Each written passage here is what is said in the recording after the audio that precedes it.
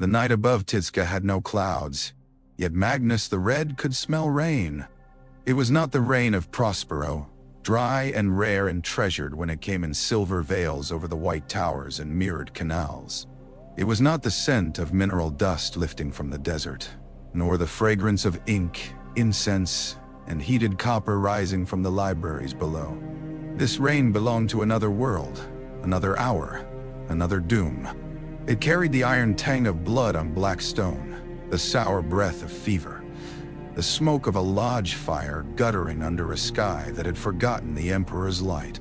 Davin, the name had entered him like a blade. He stood upon the highest balcony of the Pyramid of Photep, one hand resting on the warm rail of polished red stone, his great fingers motionless, his single eye open to more than sight. Beneath him, Tizca spread in ascending terraces of gold, alabaster, lapis, and scarlet glass, every dome and spire aligned according to geometries older than the Imperium's conquest of the world. The city was beautiful with the kind of beauty that made men whisper. Its avenues shone with lamps in silver cages. Its fountains cast threads of starlight into deep pools. Its scholars walked beneath colonnades with tablets clasped against their chests, unaware that far beyond their peaceful night, a wound had opened in the soul of the Great Crusade. Magnus had seen Horus fall, not guessed, not feared. Seen. He had seen the War Master lying in the Serpent Temple, pale and sweating, his magnificent face drained of command, his soul dragged to the edge of a darkness that wore promises like jewels. He had seen Erebus whispering where no loyal son should whisper. He had seen spirits gather like carrion birds around a king not yet dead. He had seen Horus Lupercal, brightest of the Emperor's sons, beloved of armies, chosen above all other primarchs, reach toward treachery with both hands and call it revelation. The vision had come as a storm through the upper reaches of the great ocean. It had not asked permission. It had seized the minds of his coven scholars, shattered 3 crystal orreries, and turned the waters of the mirror cord black for 7 heartbeats. 12 remembrancers had collapsed in the archives. A mortal Lexicanium had spoken in the voice of a dead Scythonian mother. At the heart of the disturbance, Magnus had opened himself to the currents and found the thread that led to Davin, to the lodge, to the dagger, to the smiling priest in borrowed loyalty. He should have acted at once. A lesser soul would have frozen. A coward would have denied it. A fool would have waited for proof. Magnus was none of these things. Yet pride, his oldest companion and most faithful enemy, rose in him with terrible certainty. He knew the path. He knew the answer. Terra lay across the black immensity, warded, sealed, defended by the most intricate psychic architecture ever wrought by human will. The Emperor had commanded silence at Nikaea. He had broken the Librarius, humiliated Magnus before his brothers, and forbidden the very arts that now offered salvation. But what was a law measured against the life of mankind's dream? What was obedience if obedience allowed Horus to become the knife at the Emperor's throat? Magnus closed his eye and reached. At first, the warp opened to him as it always had, splendid and terrible. An infinite sea of color without color, sound without air, distance without measure. Thought became movement. Will became fire. His soul extended from Prospero like a crimson spear. Around him, the unseen choir of the 1,000 suns responded without being summoned. Across Tizca, hidden circles stirred. Adepts sleeping in meditation woke with his name on their lips. The great pyramid hummed beneath him. He felt the road to Terra.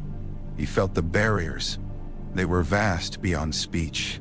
They were not walls in any mortal sense, but living equations of denial, labyrinths of intention, locks made from sacrifice, genius, and the Emperor's own impossible light. Magnus had studied many wonders, had broken Xenos vaults with a glance and conversed with intelligences that had watched stars hatch from gas and fury. But the psychic wards surrounding the Imperial Palace were a masterpiece before which even he felt the first cold touch of humility. Then the path bent, not by his will. Magnus opened his eye. There, in the impossible distance between thought and act, he sensed an absence shaped like welcome. A flaw, or the image of a flaw. A narrow place in the shining defenses where pressure might be applied. It called to him without words. It promised not ease, but success. It showed him the way in. Not around the Emperor's wards, not through their intended gates, but through them, with force enough, brilliance enough, courage enough. His breath stopped. For a moment he saw himself as if from outside his own body. Magnus, king of Tidska, lord of the Thousand Suns, the Emperor's cleverest and most misunderstood son, standing on the edge of the greatest act of his life. One blow, one message, one glorious violation committed in the name of loyalty. He would endure the Emperor's anger later. He would stand before Father and say, "I broke your command because I alone could see the fire coming. Judge me when Horus is chained." The path shimmered. It wanted him. The realization came not as a thought, but as revulsion. The great ocean had currents, tides, predators, reefs of memory, storms of emotion, ruins of dead gods and unborn lies. Magnus knew this. He had always known this. But the thing before him was not merely danger. It was arrangement. The flaw was too perfectly placed. The invitation came exactly where his pride would look for it. The resistance was shaped to flatter him, to make him believe that only his power, only his courage, only his defiance could save the Imperium. Magnus withdrew a fraction. The path recoiled. Not much, barely at all, but enough. In that instant he felt something behind the vision of Davin. Not Erebus, not Horus, not even the feverish soul of the War Master in the Serpent Lodge. Something vaster watched from behind layered masks, delighted not by treachery alone, but by the manner of his response. A god of impossible patience had set a cup before him and filled it with the wine he most desired, vindication. Magnus whispered, "No." The word was not loud. It did not shake the pyramid. It did not crack the stars. It was spoken into the hot night like a private confession. But in the warp, something vast smiled wider. Magnus tore himself back into his flesh. The balcony rail split under his hand. Red stone powdered between his fingers. The psychic choir beneath him screamed as the severed current lashed across Tidskadare. In the lower courts, windows burst outward in glittering storms. Lamps went dark. Statues wept lines of molten gold. 1,000 sleepers woke weeping, though none knew why. Magnus remained standing, but only because he refused to fall. Pain moved through him with a purity that almost cleared his thoughts. His soul had reached toward Terra and been hooked. He had felt the barb before it sank too deep. Only barely, only by the width of a breath between decision and damnation. Behind him, bronze doors opened. Ezek Araman entered first, robed in blue and gold beneath his warplate. His face composed, his eyes bright with alarm he was too disciplined to show fully. With him came Hathor Mat of the Third Fellowship, Phocis Takar of the Second, Caliphus of the Fourth, and a dozen senior magisters whose minds still rang from the psychic recoil. They halted when they saw the broken rail, the scorch lines crawling like black vines across the floor, and Magnus standing in the open night with dust falling from his clenched fist. Araman bowed his head. "My lord." Magnus did not turn. Seal the upper observatories. The captains exchanged glances. "My lord?" Hathor Mat said carefully. "Seal them. All of them. No projection beyond Prospero without my direct command. No communion through the deep tides. No one touches the current I opened. No one follows where I reached. Nay. Nah." Phocis Takar stepped forward, broad, proud, impatient, even in reverence. "If there is a threat, Lord, let us face it. The fellowship's circles are ready. The enumerations can be aligned within the hour." "No," Magnus said. The words silenced them more thoroughly than a shout. He turned then, and the captain saw something in him that few had ever seen. Magnus the Red had been angered before.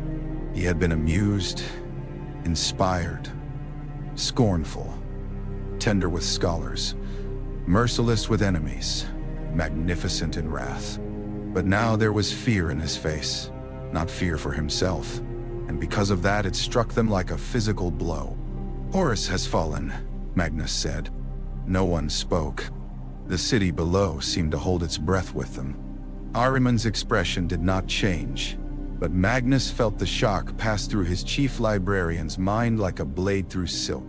Hathor Mat's lips parted. Phosis Takar's hands curled. Kalophis looked toward the stars as if enemy fleets might already be descending.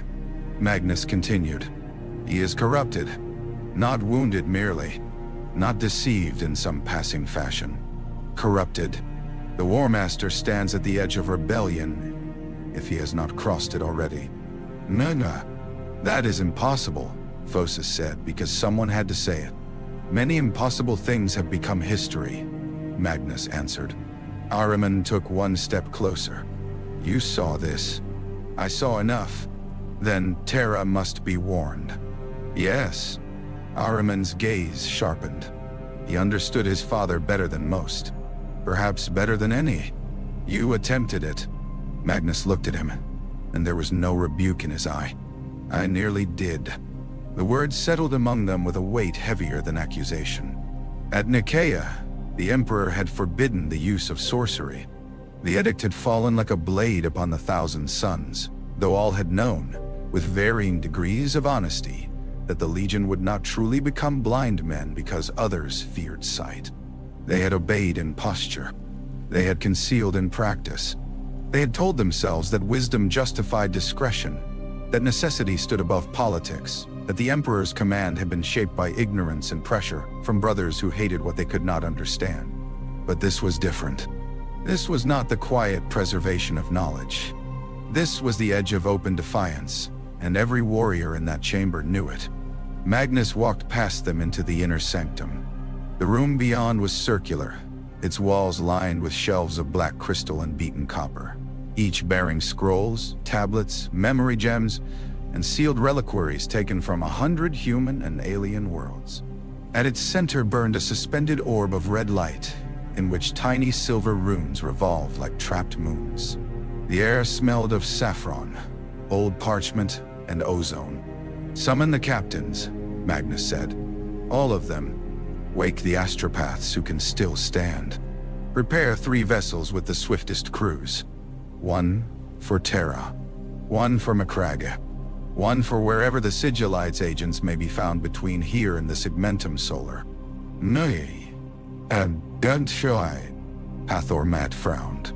"Conventional channels may fail, Lord. If Horus commands the routes, he does not command all routes. He commands enough to delay warning beyond use." "Then we send many warnings," Magnus said. "We send them by astropath, by courier, by encoded mechanicum relay, by remembrancer cipher, by every slow, vulgar mortal instrument that my arrogance has too often despised." The captains absorbed that in silence. Ahriman said softly, "And what shall the message say?" Magnus looked to the red orb. Its runes spun faster, responding to the turbulence in his soul. "The truth." Phosis Takar gave a hard laugh. "The truth? That Horus is a traitor? That we broke Nikaea to learn it? That our legion still practices what the Emperor forbade? Shall we bind our own wrists before our enemies do it for us?" "Nani." Magnus turned on him, and the chamber darkened as if every lamp had lowered its flame. "Our enemies are already binding them," he said. "They bind them with pride. They bind them with secrecy. They bind them with the belief that because our intentions are noble, our methods cannot damn us." Phosis bowed his head, jaw tight. "Forgive me, Lord. I do not need your apology. I need your obedience." "Nani? Nah. You have it." Magnus looked upon the gathered sons who had followed him through the Great Crusade, sons he had rescued from the flesh change, by means he now feared he had never truly understood, sons who had built with him the most luminous culture in the Imperium and hidden within it a wound. They were brilliant, loyal, brave, vain, and doomed if he did not become better than himself quickly enough. I was shown a road tonight, Magnus said. A road to Terra. It appeared where I needed it most. It offered me the means to reach the Emperor at once. It asked only that I strike hard enough to prove myself right. Nay. Ahriman's face paled slightly. A trap. Yes. From whom? Magnus almost answered with one of the names scholars use for the intelligences beyond the veil. Architect Dot. Changer. Serpent of the infinite page. The many-colored mind. But names were handles, and handles invited touch. From something that knows me, he said. The confession hurt more than he expected. For long years he had believed knowledge to be a fortress. Ignorance was the enemy. Superstition was the enemy. Fearful restraint was the enemy. But now he had felt a will beyond the veil-shaped temptation, not for mankind, not for the Legion, not even for psychers in general, but for him. It had known where to place the mirror so he would see his own greatness reflected as duty. Ahriman lowered his gaze, and Magnus sensed the younger warrior's thoughts moving with terrible speed. Already analyzing. Already seeking structures, countermeasures, wards, solutions. Ezek had always been a son of answers. It was one of the reasons Magnus loved him. It was also one of the reasons he feared for him. No one is to attempt independent correction, Magnus said. Ahriman looked up.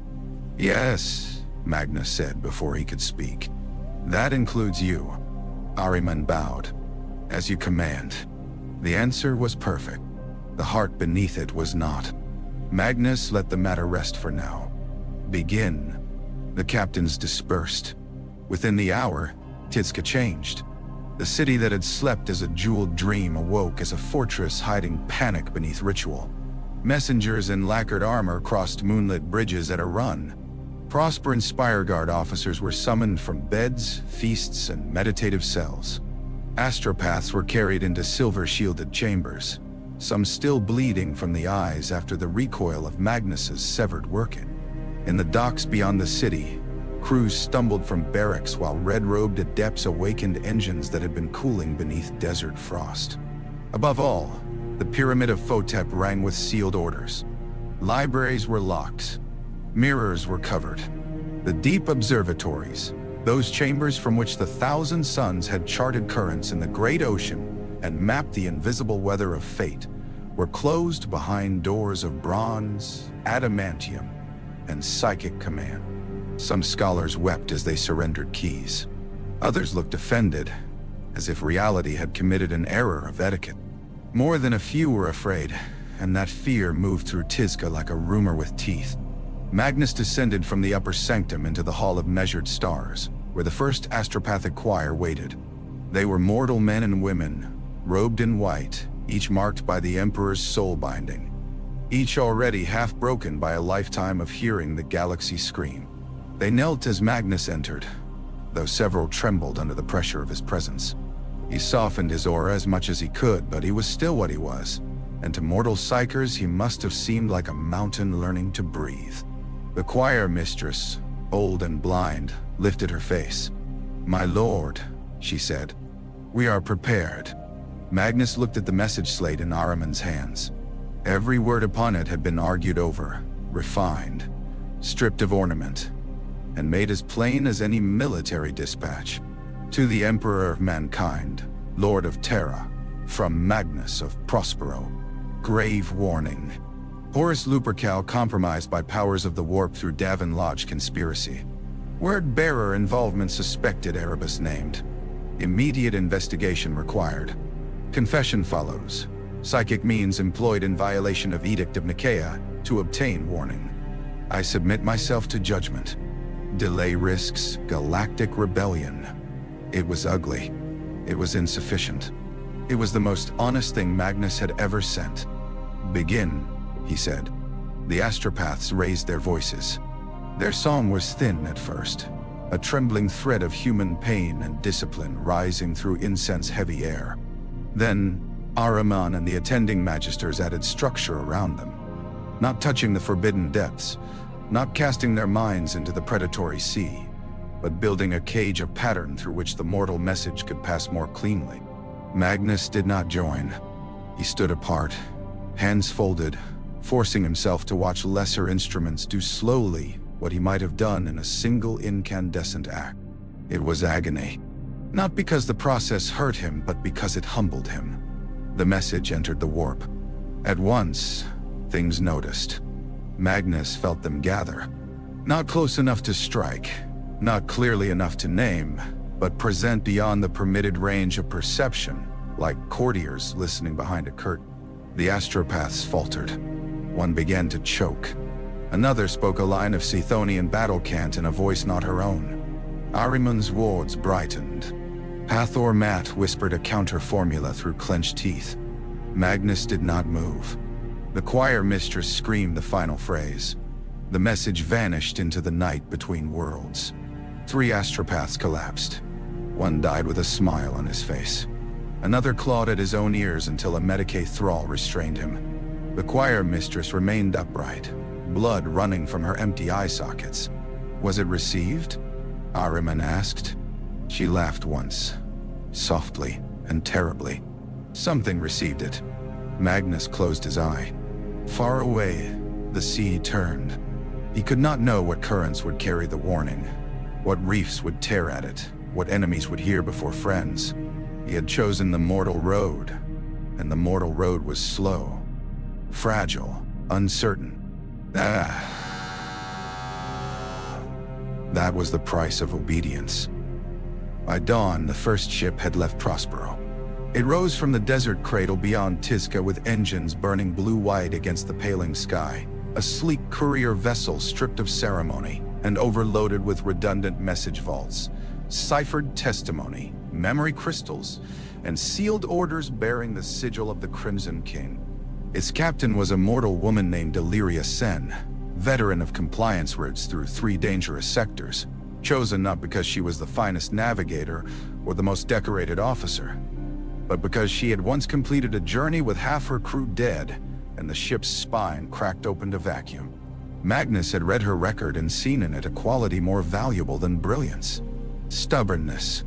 He watched the vessel become a star and vanish. 2 more followed before the sun rose fully, one bound along a route meant to intersect known agents of Malkador, the other toward the eastern reaches where Robout Guilliman's realm stood like an empire within the Imperium. Each carried the warning. Each carried Magnus's confession. Each carried enough evidence, if believed, to alter the fate of mankind. If believed, those 2 words became the stone in Magnus's chest. The Emperor might believe. Malkador might believe. Sanguinius might if the warning reached him uncorrupted. The Khan would at least listen before condemning. Dorn would distrust the source but not ignore the possibility. Guilliman would weigh the matter with cold care. Ferrus Manus would demand proof and prepare for war anyway.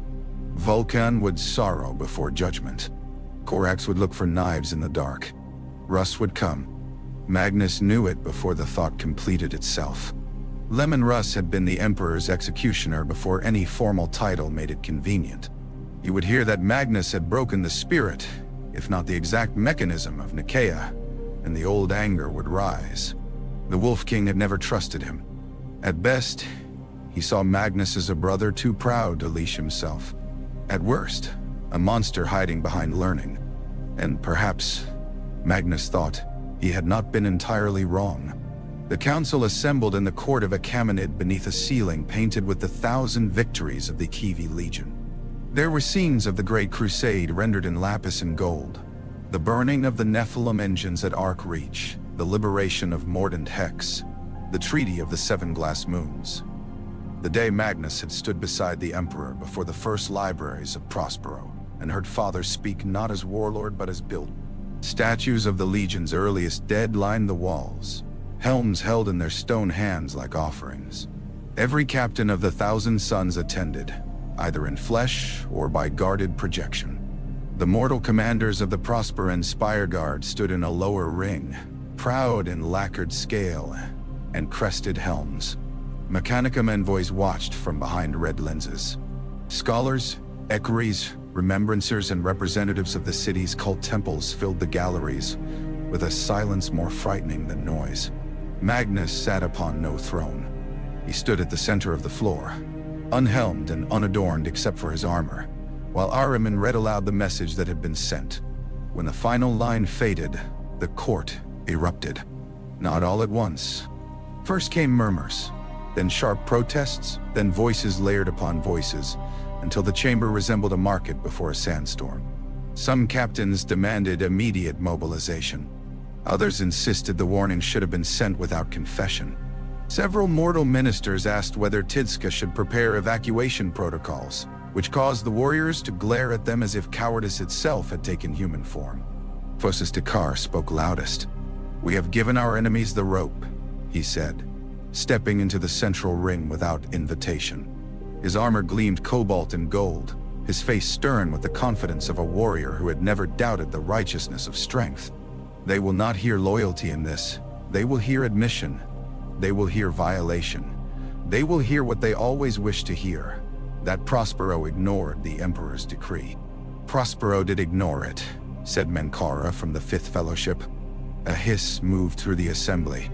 Menkara did not flinch.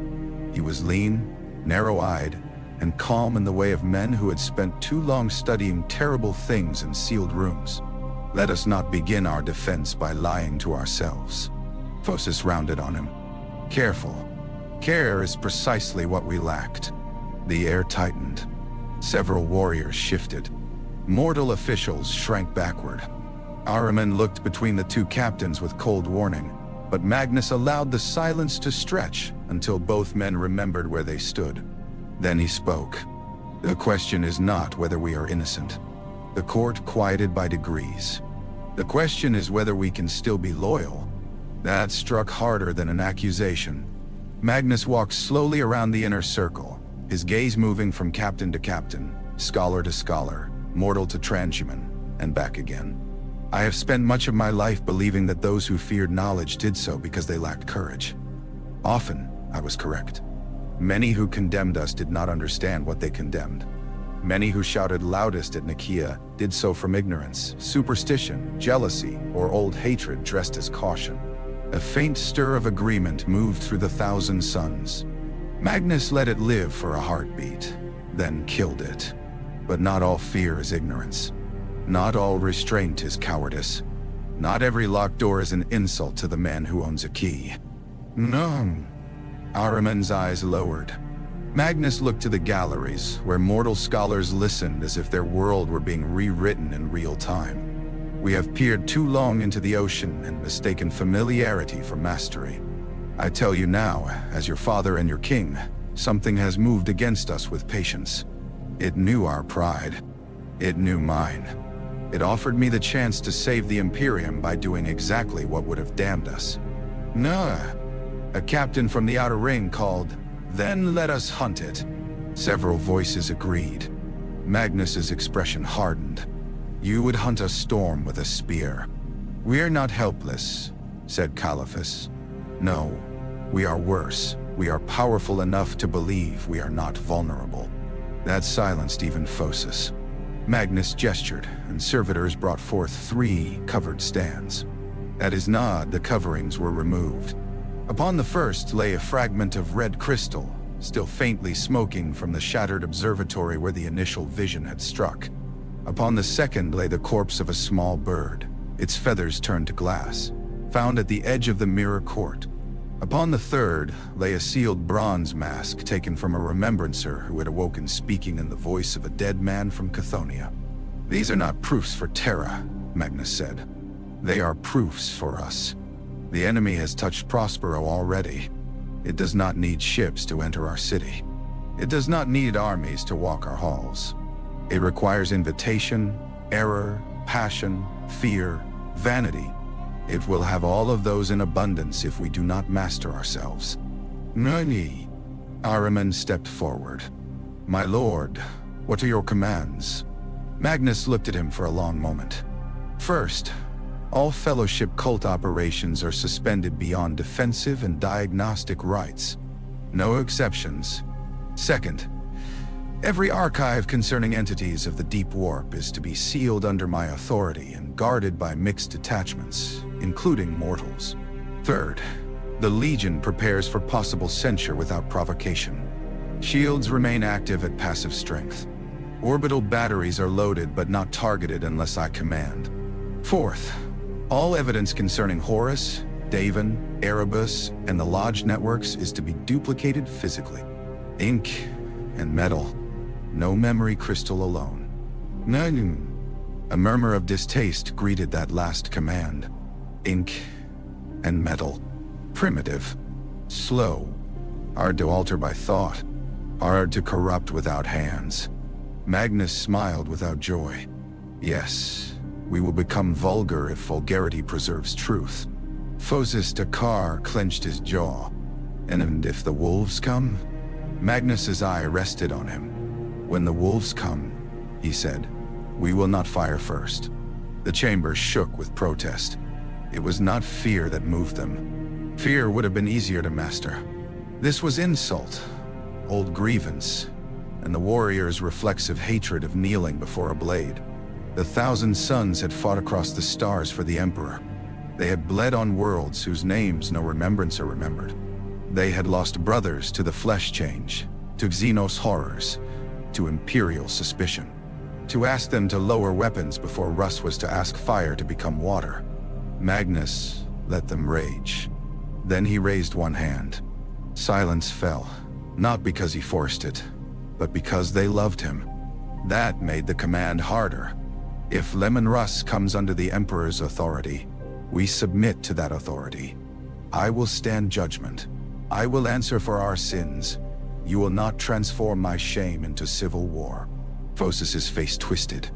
Father. No. The word cracked across the court. Magnus stepped closer to his son. He towered over him, but his voice lowered. I know what you are. I made you proud because I was proud. I taught you to trust brilliance because I trusted mine. I let you believe suspicion from others was proof of their smallness, never a warning that even giants may step wrongly. If there is blame, begin with me. But if you love me, Phosis, you will not defend me by becoming the enemy's argument. No way. The warrior's anger broke strangely, not into obedience at once, but into pain. At last he bowed. As you command. Magnus looked to the whole assembly. As I command. One by one the captains knelt. Ahriman knelt first among them, though not the most easily. Then Hathor Mate, Mankara, Kalophis, Phosis Takar, and the others, until the central ring was filled with giants in blue and gold bending, before a father who had asked them to accept humiliation in the name of a loyalty that might never be believed. The mortal officials followed. Then the scholars. Then the Spire Guard commanders. From gallery to gallery, the movement spread like a tide. Tiscus highborn, warriors, savants, scribes, and servants lowered themselves beneath the painted victories of the Legion. Magnus stood alone among them, and wished his father could see it. No. Do. That was pride again. He wished only that it would be enough. Far beyond Prospero, in the dark between stars, the first warning moved toward Terra. Far beyond that, Horus Lupercal opened his eyes on Davin, and something wearing Erebus' smile learned that one thread of the design had slipped. The message did not reach Terra first. It reached listeners. The warp was not empty distance. It was appetite, memory, storm, and lie.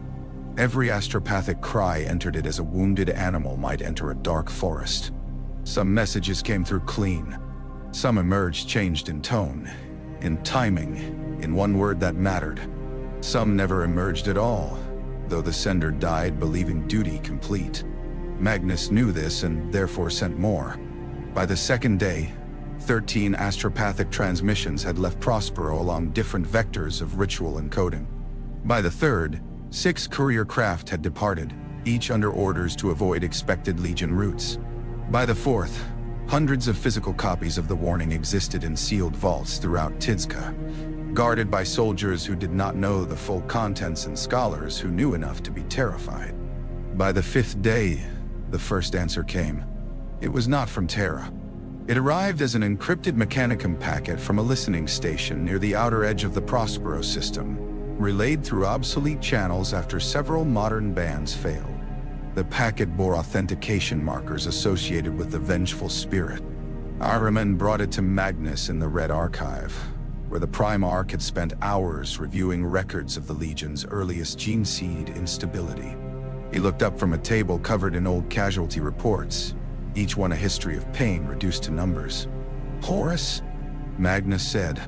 Ahriman's face told him enough before he answered. "Not directly." They opened the packet within a dead chamber, its walls lined with lead, salt, and blank stone. No mirrors, no crystal, no psychic instrumentation. Only lamps, paper, and two warriors who had once thought such precautions beneath them. The message unfolded in hard blue light. From Warmaster Command to Magnus of Prospero. Reports of unauthorized psychic activity received with concern. The Warmaster urges immediate cessation of all prohibited practices in accordance with the Edict of Nikaea.I. Claims regarding Daven incident false, malicious, or products of empiric contamination. Horus Lupercal recovering from wounds sustained in loyal service. Further dissemination of destabilizing accusations will be treated as sedition. Await Imperial censure. Compliance advised. Magnus read it twice. Then he laughed. It was a quiet sound, almost fond, and that made Ahriman look at him with concern. "He is alive enough to deny it," Magnus said. "My lord, this confirms. It confirms that a door has closed, not which room lies behind it." Ahriman studied the message. "The phrasing is wrong." "Yes. The Warmaster would not call the accusations destabilizing before addressing their substance." "No. Nor would he mention Imperial censure unless he knew some form of it had been set in motion." Magnus leaned back, the old reports forgotten. "Good." Ahriman looked up. "Good. If Horus fears the warning, then the warning has meaning." The next answers were worse. One astropathic echo returned distorted, carrying only fragments. "Horus, Lodge, Red King lies, Wolf, bring him, burn the books." Another courier vanished from augur sight after translating near a region that should have been calm. A Mechanicum relay accepted their packet, then transmitted a formal notice that all further Prosperan traffic required review under Warmaster authority. Someone was cutting roads, but not all roads. On the 7th day, a message arrived from a source so old and so carefully hidden that even Magnus had not known whether it still existed. The cipher was pre-Unity. The language beneath it was neither High Gothic nor any Crusade code, but a private shorthand once used by the Emperor's earliest servants during the wars beneath Terra. Ahriman could not read it. Magnus could. Received. Terra aware of irregularity. Remain compliant. Do not provoke censure force. Further instruction, uncertain. Trust no message bearing only expected authority. It was unsigned. It did not need to be. Malcador died. Magnus held the slate for a long time. The sigillite had received something. Not all. Not enough, perhaps. But enough to know the board was moving. "Father knows," Ahriman said. Perhaps. Then he will stop Russ." Magnus looked at him sadly. "You still think events are arrows. Loose one, and it flies straight to its mark. But men are not arrows, Azek. They are weather." That night, Magnus dreamed of wolves. Not the noble wolves of Fenrisian banners, not the snarling beasts carved on the armor of the citizen, but thin, starving animals moving through a red city with human eyes. They did not attack at first. They walked through libraries and sniffed at scrolls. They entered nurseries. They stood before mirrors and growled at what looked back. Behind them came a man with a spear. Magnus woke before dawn. The fleet was detected 3 days later. It came from the outer dark in disciplined fury. Battleships, strike cruisers, escorts, black-hulled vessels of the Legio Custodes. and the cold ships of the Silent Sisterhood. Their arrival burned across Prospero's augurs like the first line of a death sentence.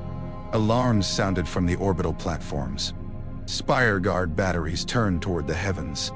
In Tizca, civilians flooded the temples, the plaza courts, the low shelters beneath the canal districts. The entire city seemed to look upward at once. The wolves had come. Magnus stood in the command sanctum of the Pyramid of Photep, as the hololithic projection of the fleet resolved above the central dais. Blue icons marked Prosperan assets. Gold marked unknown Imperial command signatures. Gray marked the vessels of Russ. Too many gray icons. More than an arrest required. Fewer than extermination demanded. The difference was not comforting. Phosis Tikar's voice was iron. They have translated inside aggressive range. Do not target, Magnus said. Our batteries are not locked. Keep them so. A Spire Guard admiral, mortal and pale, saluted from the lower station. Lord, enemy Vox traffic is demanding system-wide surrender. Put it through. Static filled the chamber, then a voice like rocks grinding under ice. This is Bjorn of the Rout, speaking under the authority of Leman Russ, Wolf King of Fenris, Emperor's executioner and Lord of the Sixth Webway. Magnus of Prospero is commanded to surrender himself and his legion to Imperial judgment. All defense grids will be deactivated. All vessels will power down. All psychic activity will cease. Resist, and Prospero will be made silent. Nuni. Several thousand sons growled. One mortal officer whispered a prayer. Magnus nodded to the Voxmaster. This is Magnus of Prospero, he said. A silence followed, as if even the fleet above had leaned closer. I acknowledge Imperial authority. I will receive Leman Russ. Prospero's weapons will remain unprimed. Our shields will lower to ceremonial defense. No vessel will flee. No shot will be fired by my command. The Vox crackled. Another voice came through. Russ, Dottie, brother. The word carried history enough to wound. Leman, Magnus said. You sound calm for a man who has been running messages through half the galaxy calling Horus traitor and yourself criminal. I am not calm. No? I suppose not. The connection hissed. Magnus could hear the background noise of the Rafinkel's command deck. Engines, crew, the murmur of Fenrisian jarls, the iron rhythm of a ship ready to kill. Russ spoke again. You are ordered to stand down and submit. You, personally. Your legion will be contained.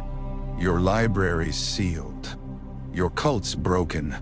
If this is another trick of yours, it is not. You do not know what I would call a trick anymore. Magnus absorbed that. He had earned part of it. Not all, but part tart. I will meet you on the plain of Thoth, beyond the western gate of Tizca. I will come unarmed. The command sanctum erupted. Magnus ignored it. Russ was silent long enough that Magnus imagined the Wolf King frowning, perhaps disappointed that the expected defiance had not come. At noon, Russ said. Come alone. No. A growl entered the Vox. No. I will come with witnesses. Custodes. Sisters. Your wolves. My sons. Mortals. Let all see what occurs. Shadows have done enough work. None. Russ's laugh was harsh. You ask terms? I ask light. Another silence. Then Russ said, noon. The Vox died. Phosis Tikar turned on Magnus. Father, this is madness. He means to shame you before your sons. Then my sons will learn whether they love me or only my splendor. Ahriman stood very still. Let me accompany you. You will stand with the first circle, no more. My lord. Azek. The name stopped him. Magnus stepped down from the dais. Around him stood warriors, scholars, officers, sons. So many faces looked to him for certainty. He had given them certainty all their lives and called it wisdom. Now all he had to offer was discipline under humiliation. "Listen to me," he said. "The enemy wants Prospero to burn. If it burns by Russ's hand, Horus gains. If it burns by ours, Horus gains. If pride makes either of us what the other fears, Horus gains. And if Russ attacks anyway?" Vosus asked. Magnus looked toward the hololith, where gray ships circled his world. "Then we will decide who we are while dying." At noon, the western gate opened. Magnus walked out alone. Behind him, Tisca rose in impossible beauty, its towers glittering beneath the harsh sun, its red walls lined with silent warriors in blue and gold. Before him stretched the plain of Thoth, pale desert stone carved by ancient processions. The wind moved dust around his greaves. Far across the plain, stormbirds descended in formation, their engines whipping sand into golden veils. The first ramps fell. The wolves came out like winter-given flesh. They were gray-armored, fur-cloaked, heavy with axes, runes, skulls, and old songs. They moved not with parade ground polish, but with predatory unity, packs spreading, eyes fixed on the crimson giant before them. Among them walked custodians in gold, taller than space marines and silent as verdicts. With them came the Sisters of Silence, pale, severe, soulless to psychic sight, their very presence a cold knife drawn across the minds of Magnus's sons watching from the walls. Then Leman Russ emerged. He wore frost-gray plate and a cloak of black fur. His hair was gold, his beard braided with Fenrisian charms, his eyes bright with a hunter's suspicion. At his side hung a sword that had ended kings. In his hand he carried no drawn weapon, which was either restraint or insult. The brothers crossed the remaining distance. For a moment, neither spoke.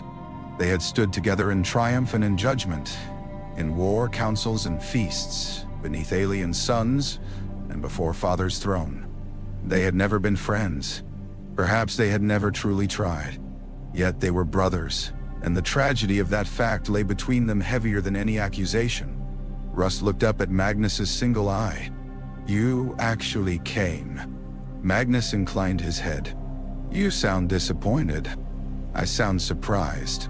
I am trying to become less predictable." Russ snorted. "Start by telling the truth." Magnus knelt. Gasps moved across the plain. From the walls of Tisca, from the wolf packs, from mortal witnesses, even from some custodians who had expected ceremony but not this. Magnus lowered himself onto one knee before Leman Russ, the dust of Prospero marking his crimson armor. Russ did not move. His face changed, but not enough for most to read. Magnus lowered his head. "I submit to the Emperor's judgment," he said. "I submit to censure for violation of the Edict of Nikaea. I submit to questioning regarding the warning I sent concerning Horus Lupercal. I ask only that Prospero and my sons not be condemned unheard." For once, Russ seemed without an immediate answer. The wind blew between them. Then, somewhere behind Magnus, a mortal screamed. The scream came from the city. It began as one voice and became many. Magnus rose before Russ could speak. The Wolf King's hand went to his sword, not because Magnus had threatened him, but because every warrior on the plain felt the change at once. The air thickened. The sun dimmed, though no cloud crossed it. From the western gate of Tisca, where the first ranks of Prosperan witnesses had gathered, a ripple passed through the crowd like fire catching silk. A woman in scholar's robes staggered forward, clawing at her throat. Her shadow remained behind her. For one impossible moment, it lay flat on the stone in the shape of a bird with too many wings. Then it rose, peeling itself from the ground, and wrapped around her like a lover. Her scream became laughter. Her face split along lines no human face should know, and blue flame poured from her eyes. The Sisters of Silence reacted first. They moved with terrifying grace, blades drawn, their null presence striking the plain like winter. The scholar thing recoiled, shrieking without lungs. But before the sisters reached it, 3 more mortals convulsed. Then a Spire Guard officer. Then one of the Remembrancers. Then 1,000 suns neophyte upon the wall, cried out and lifted from the battlement as if pulled by invisible hooks. Russ turned on Magnus. "What have you done?" "Nothing," Magnus said. "That is why it acts now." The western district of Tizca erupted in witchlight. From the marble streets beyond the gate came sounds of breaking glass, roaring beasts, chanting in languages that had never belonged to human throats. Windows burst outward. A flock of bronze statues took wing from the roof of a temple and fell as molten rain. The shadow of the pyramid of Photep stretched the wrong way across the city, long and clawed, pointing not away from the sun but toward it. The trap had failed to make Magnus break Terra, so it had come to make Russ break Prospero. The first space wolf bolter rose. Magnus saw it move faster than thought. "Hold," he thundered. The words struck every mind on the plain. Wolves snarled. Thousand suns flinched. Mortals fell to their knees. Even Russ's eyes narrowed against the force of it. But the bolter did not fire. Magnus looked at Russ. "If your men shoot into that crowd, the city answers. If my sons answer, this becomes what Horus wants." "No." Russ's lips peeled back from his teeth. "Do not speak to me of Horus while demons crawl out of your city. Then look at them and ask why they appear at the moment I surrender." Russ hesitated. It was the smallest pause, but upon it, worlds balanced. The scholar thing tore free from the first sister's null field and leapt, becoming a many-jointed shape of smoke and crystal. A custodian met it mid-stride, guardian spear flashing. The blade passed through impossible anatomy, burning gold. The creature folded around him with a shriek, and for a heartbeat his armor reflected not the desert, but a sky filled with eyes. A second custodian drove his spear through the thing's core. It burst into blue feathers and black blood that vanished before touching the ground. On the walls, Thousand Suns captains shouted for orders. Phosis Takar's voice carried above them all. "Father!" Magnus lifted one hand toward the city and one toward Russ. "To arms," he said, "against the things that manifest. No fire upon Imperial forces. No fire upon civilians unless corruption is confirmed. Defensive enumerations only. Ahriman holds the inner gate. Phosis, restrain the second. Hathor Mate, shield the mortal districts. Kalophis, seal the mirror court." A thousand responses struck his mind at once, disciplined but frightened. Russ barked orders in Fenrisian. His Jarls looked at him with open hunger for battle, but they obeyed. The wolves spread not toward the Thousand Suns, but toward the gate, packs forming around the Sisters of Silence as if the old hatred between legions had become, by necessity, a weapon pointed elsewhere. It nearly held. Then the second wave came. Demons did not invade Tizca like an army. They bloomed from meanings.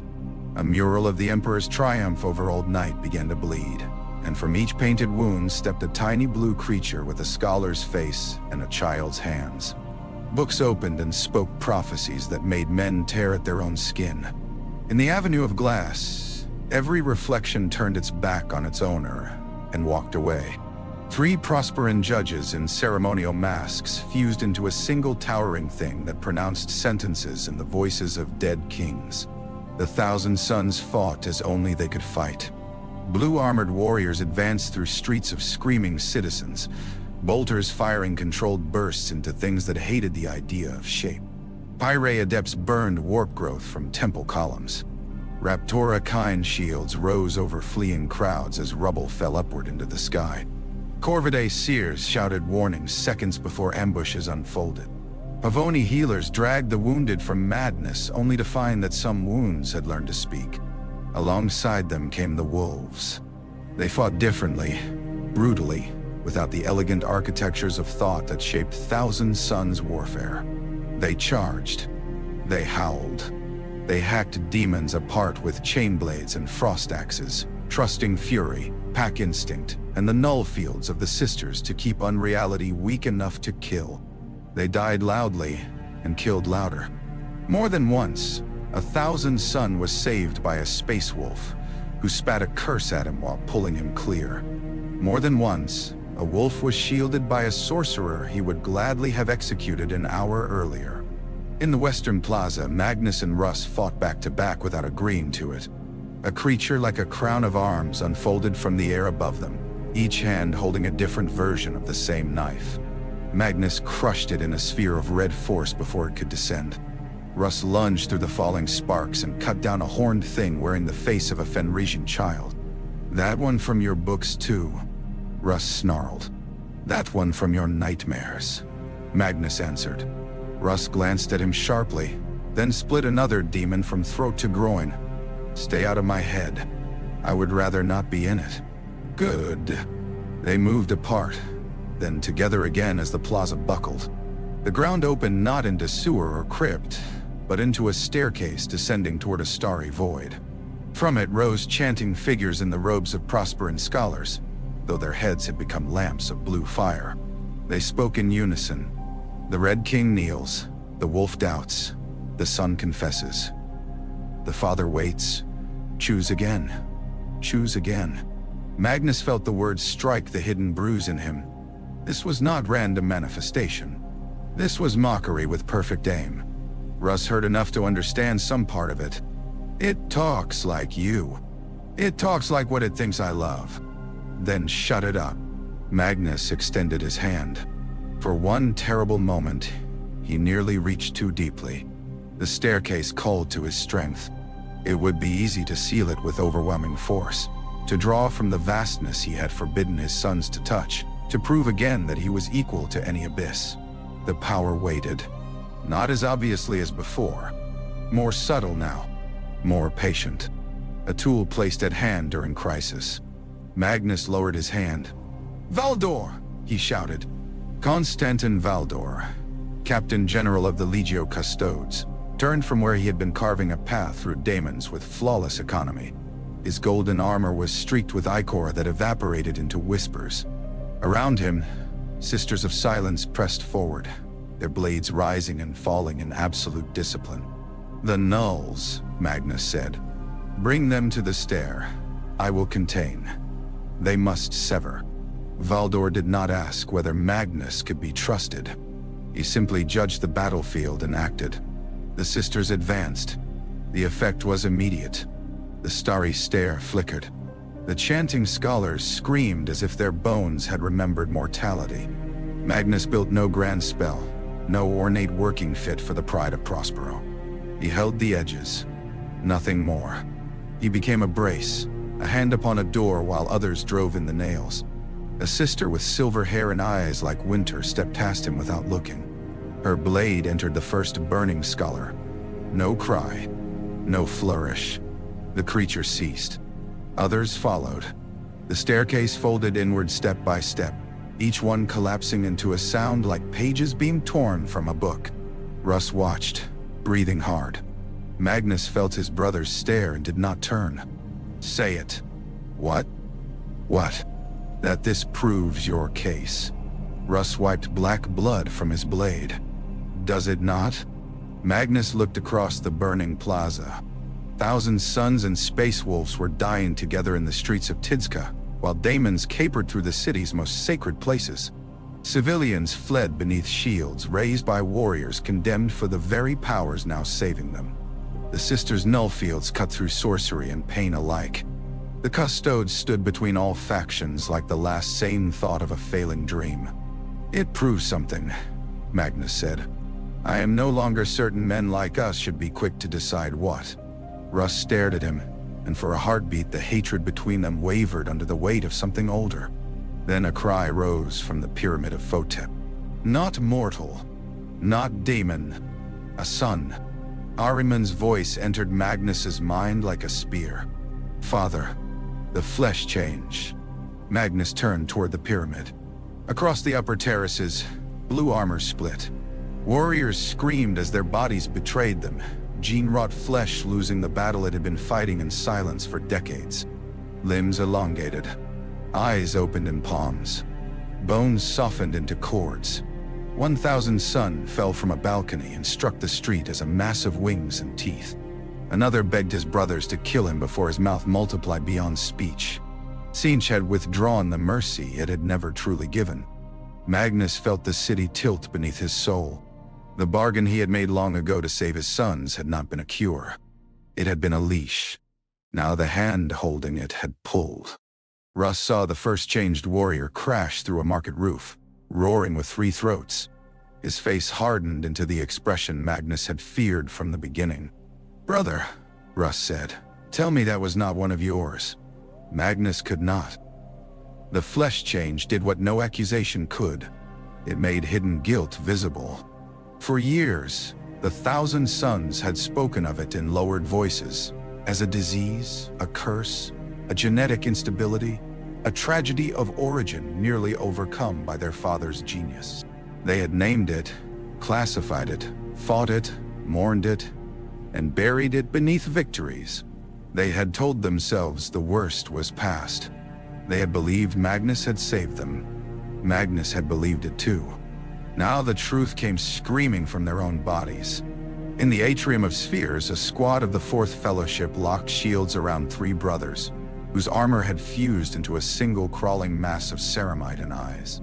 In the Hall of Lesser Enumerations, a young battle psyker floated near the ceiling, weeping liquid glass while his hands became birds that pecked at his face. Beneath the statues of the first Prosperan kings, 2 veterans of the Ulanor campaign tore themselves apart rather than let the change reach their minds. The daemons loved it. They danced around the changing warriors and sang praise in voices stolen from dead tutors. They offered relief. They offered stability. They offered names. Some of the afflicted reached back in agony before their brothers shot them. Others resisted until their bodies became prisons too monstrous for courage to matter. Ahriman fought at the pyramid's lower gate with a desperation that frightened those who knew him. His helm was off, his face streaked with ash, his eyes burning not with panic but calculation forced to run faster than grief.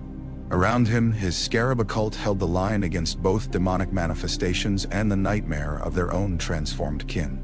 He cast only permitted defensive workings at first. Then a mutated brother dragged a mortal child into the air with a tentacle that had once been an arm, and Ahriman's restraint cracked. He spoke a word from the deeper lexicon. The changed warrior became dust.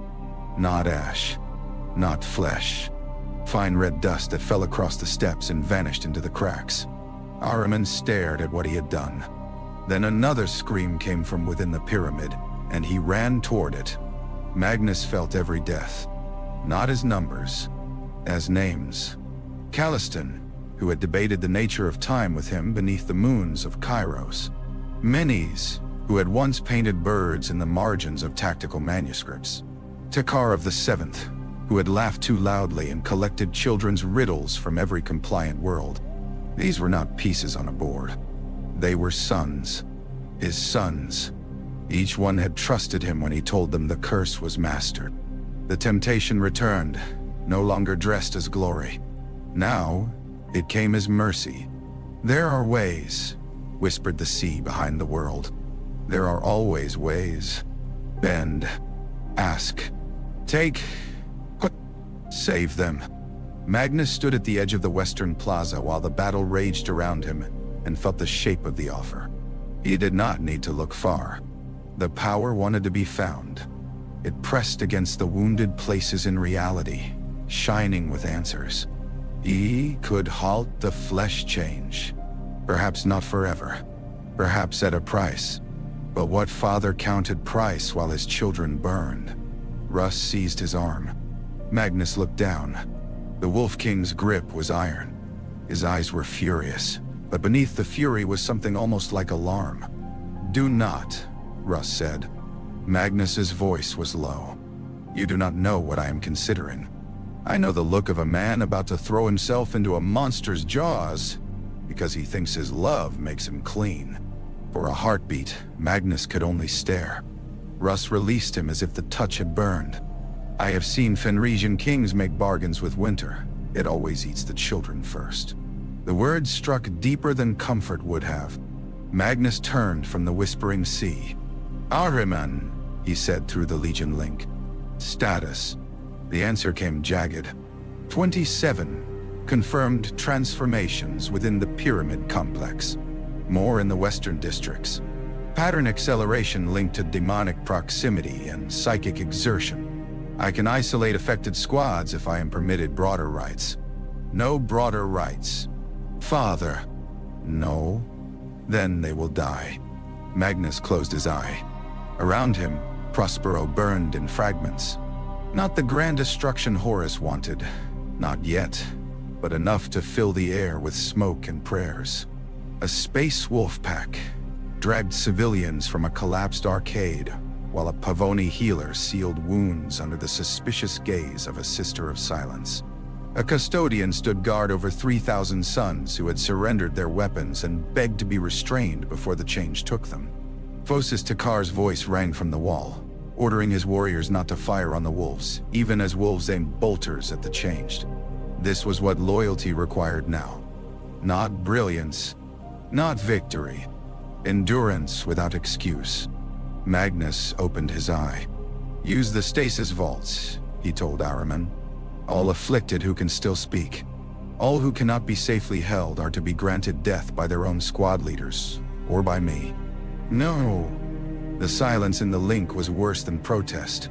Ahriman answered at last. By your will. No, Magnus thought. By my failure. He turned to Valdor, who had arrived with a wedge of custodians and sisters at his back. The Captain General's expression was unreadable. He had seen enough to condemn Prospero 10 times over, and enough to understand that simple condemnation would serve the wrong master. We require containment, Magnus said. Your Null Maidens can slow both manifestation and change. Valdor studied him. You ask us to enter the heart of your pyramid. Yes. Where your most forbidden archives are held. Yes. Where your sons may turn on us if their discipline fails. Yes. Russ growled. Convenient. Magnus looked at him. Nothing about this is convenient. Valdor did not look to Russ. I will send detachments under my command. They answer to me, not you. Agreed. And if your warriors obstruct them, they die. Magnus's jaw tightened. Agreed. The Golden Lord nodded once and began issuing orders. So the strangest procession in Prospero's history entered the pyramid of Photep Baghdad. Sisters of Silence walked through halls designed by the greatest psychers of the Imperium, and their presence extinguished wonders with every step. Floating script fell from the air like dead insects. Singing crystals cracked. Memory pools froze into black ice. Scholars pressed themselves against walls, horrified less by violence than by the sensation of a universe suddenly mute. Behind them came custodians with guardian spears ready. Behind them came space wolves, noses wrinkling at incense and sorcery. Behind them came 1,000 sons, humiliated, furious, but obedient. At their center walked Magnus and Russ. They passed the Hall of Reflected Suns, where mirrors had been covered in black cloth. Something behind one cloth whispered Russ's childhood name. He stopped, face turning murderous. Leave it, Magnus said. Russ did not move. Leman. The Wolf King stepped closer to the mirror. Nothing here should know that. No. Then why leave it? Because answering every insult is how this place becomes a grave. Russ stared at the covered mirror for another breath, then spat on the floor and moved on. They reached the lower stasis vaults beneath the pyramid, chambers built originally to preserve artifacts too unstable for ordinary containment. Now they became tombs for living sons. The first afflicted were brought in chains of force and iron. Some still wore recognizable armor. Some had removed their helms so their brothers could see their faces one last time. Others were carried in sealed fields already too altered to touch. The sisters' null presence calmed some and tortured others. One warrior begged Magnus to send the sisters away. Another thanked them because their silence dulled the voices promising relief. Magnus stood beside each stasis sarcophagus as it closed. He spoke every name. Not titles. Not ranks. Names. Anku. Anan. The warrior inside, his face half crystal, managed to press 2 fingers to his brow in salute before frost-white stasis sealed him. Maritamin Cole. She had once been a mortal auxiliary officer elevated into Legion service as a psychic savant attached to the enumerators.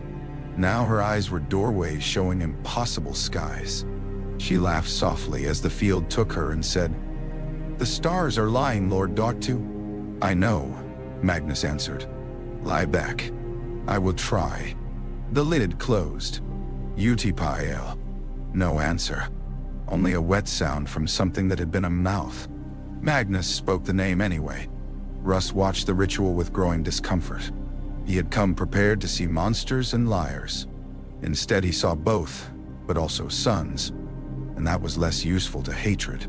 In the 7th vault, disaster nearly came. Ahriman entered with a squad bearing a captain of the 5th Fellowship whose flesh change had halted halfway, leaving him enormous, twisted, but still lucid. The captain's name was Sobek. He had served Magnus for 140 years. His left arm had become a cluster of serpentine necks, each with his own face. His right eye was still human. "Father," Sobek said. Magnus approached. Ahriman caught his arm. "Careful." Magnus gently removed his son's hand. "I have been careless enough. Let me be kind." Sobek laughed, and 3 of his serpent mouths laughed with him half a second later. "I can hear it. The thing behind the change. It says you can still save us." "I know. It says you lied." "I did." Ahriman flinched as if struck. Magnus did not look away from Sobek. "I thought I had cured what I had only delayed.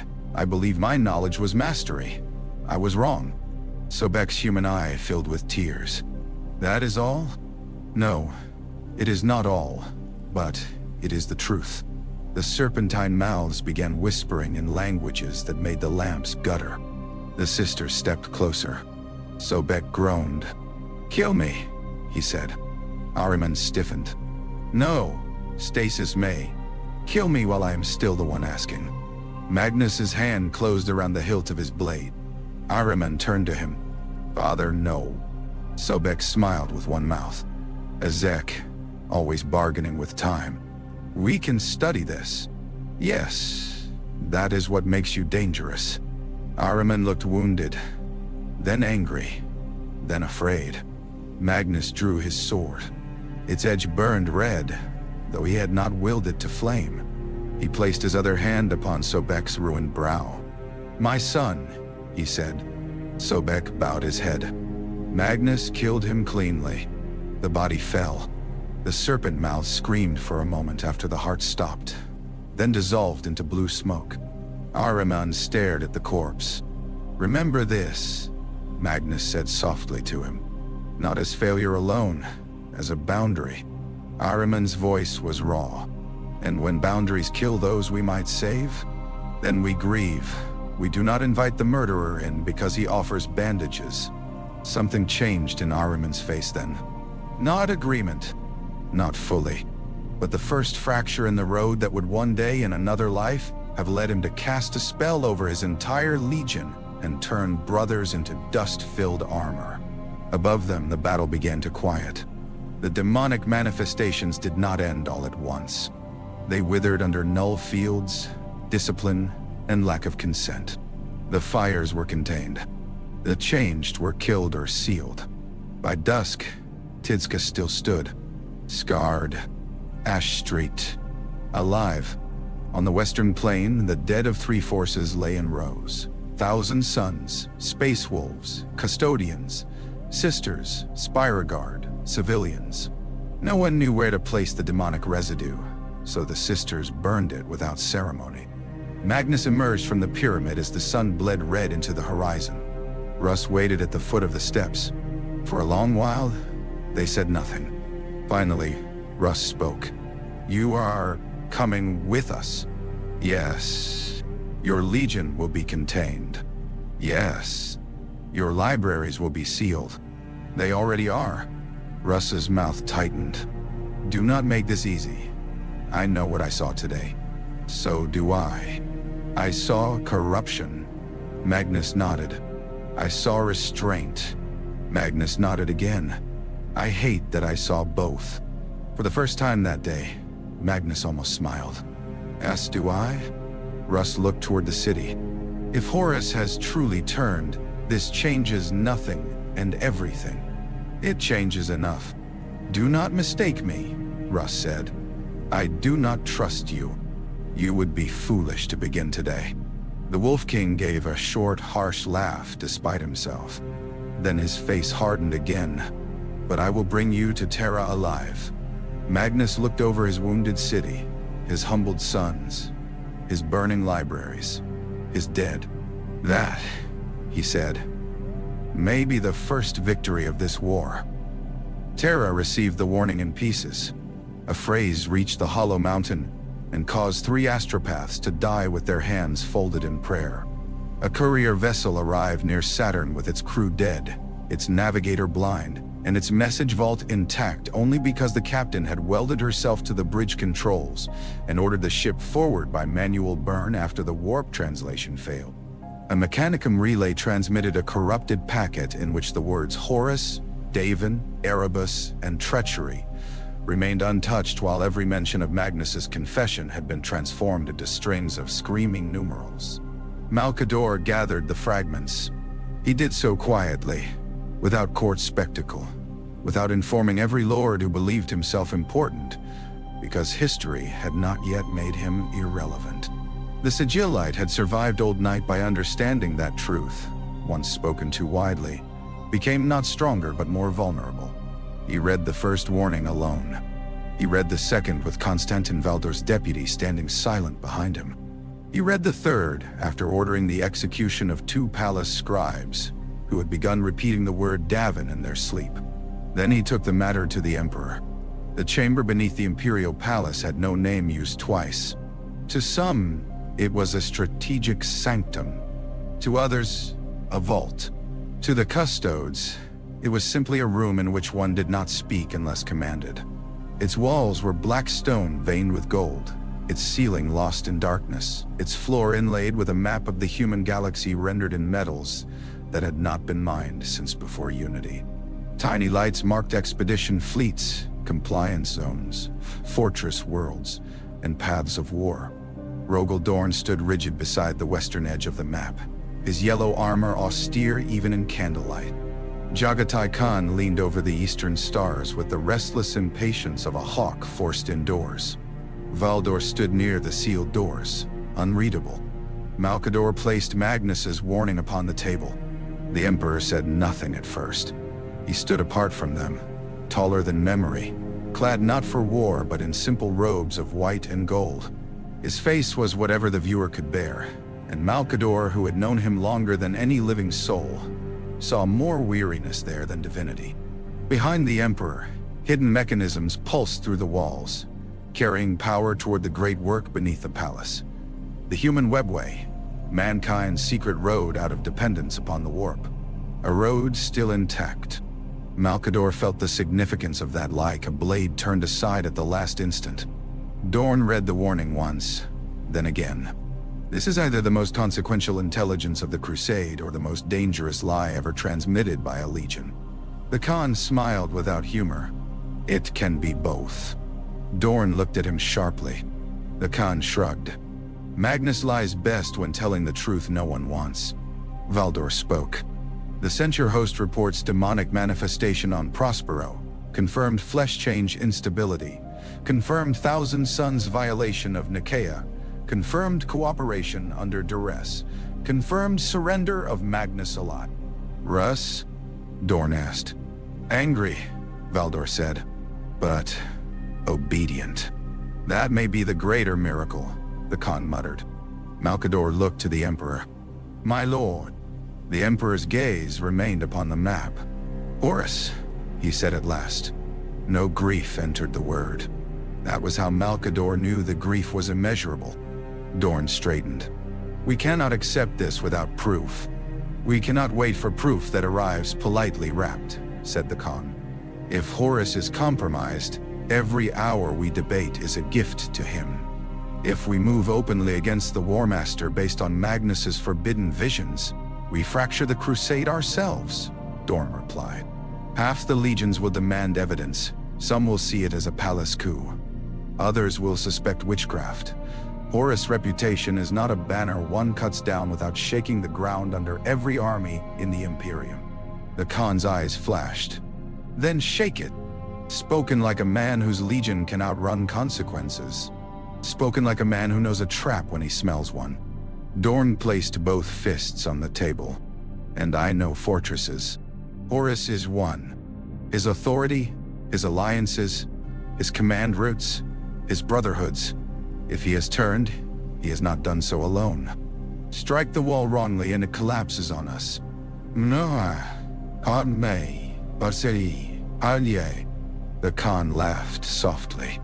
There, we agree.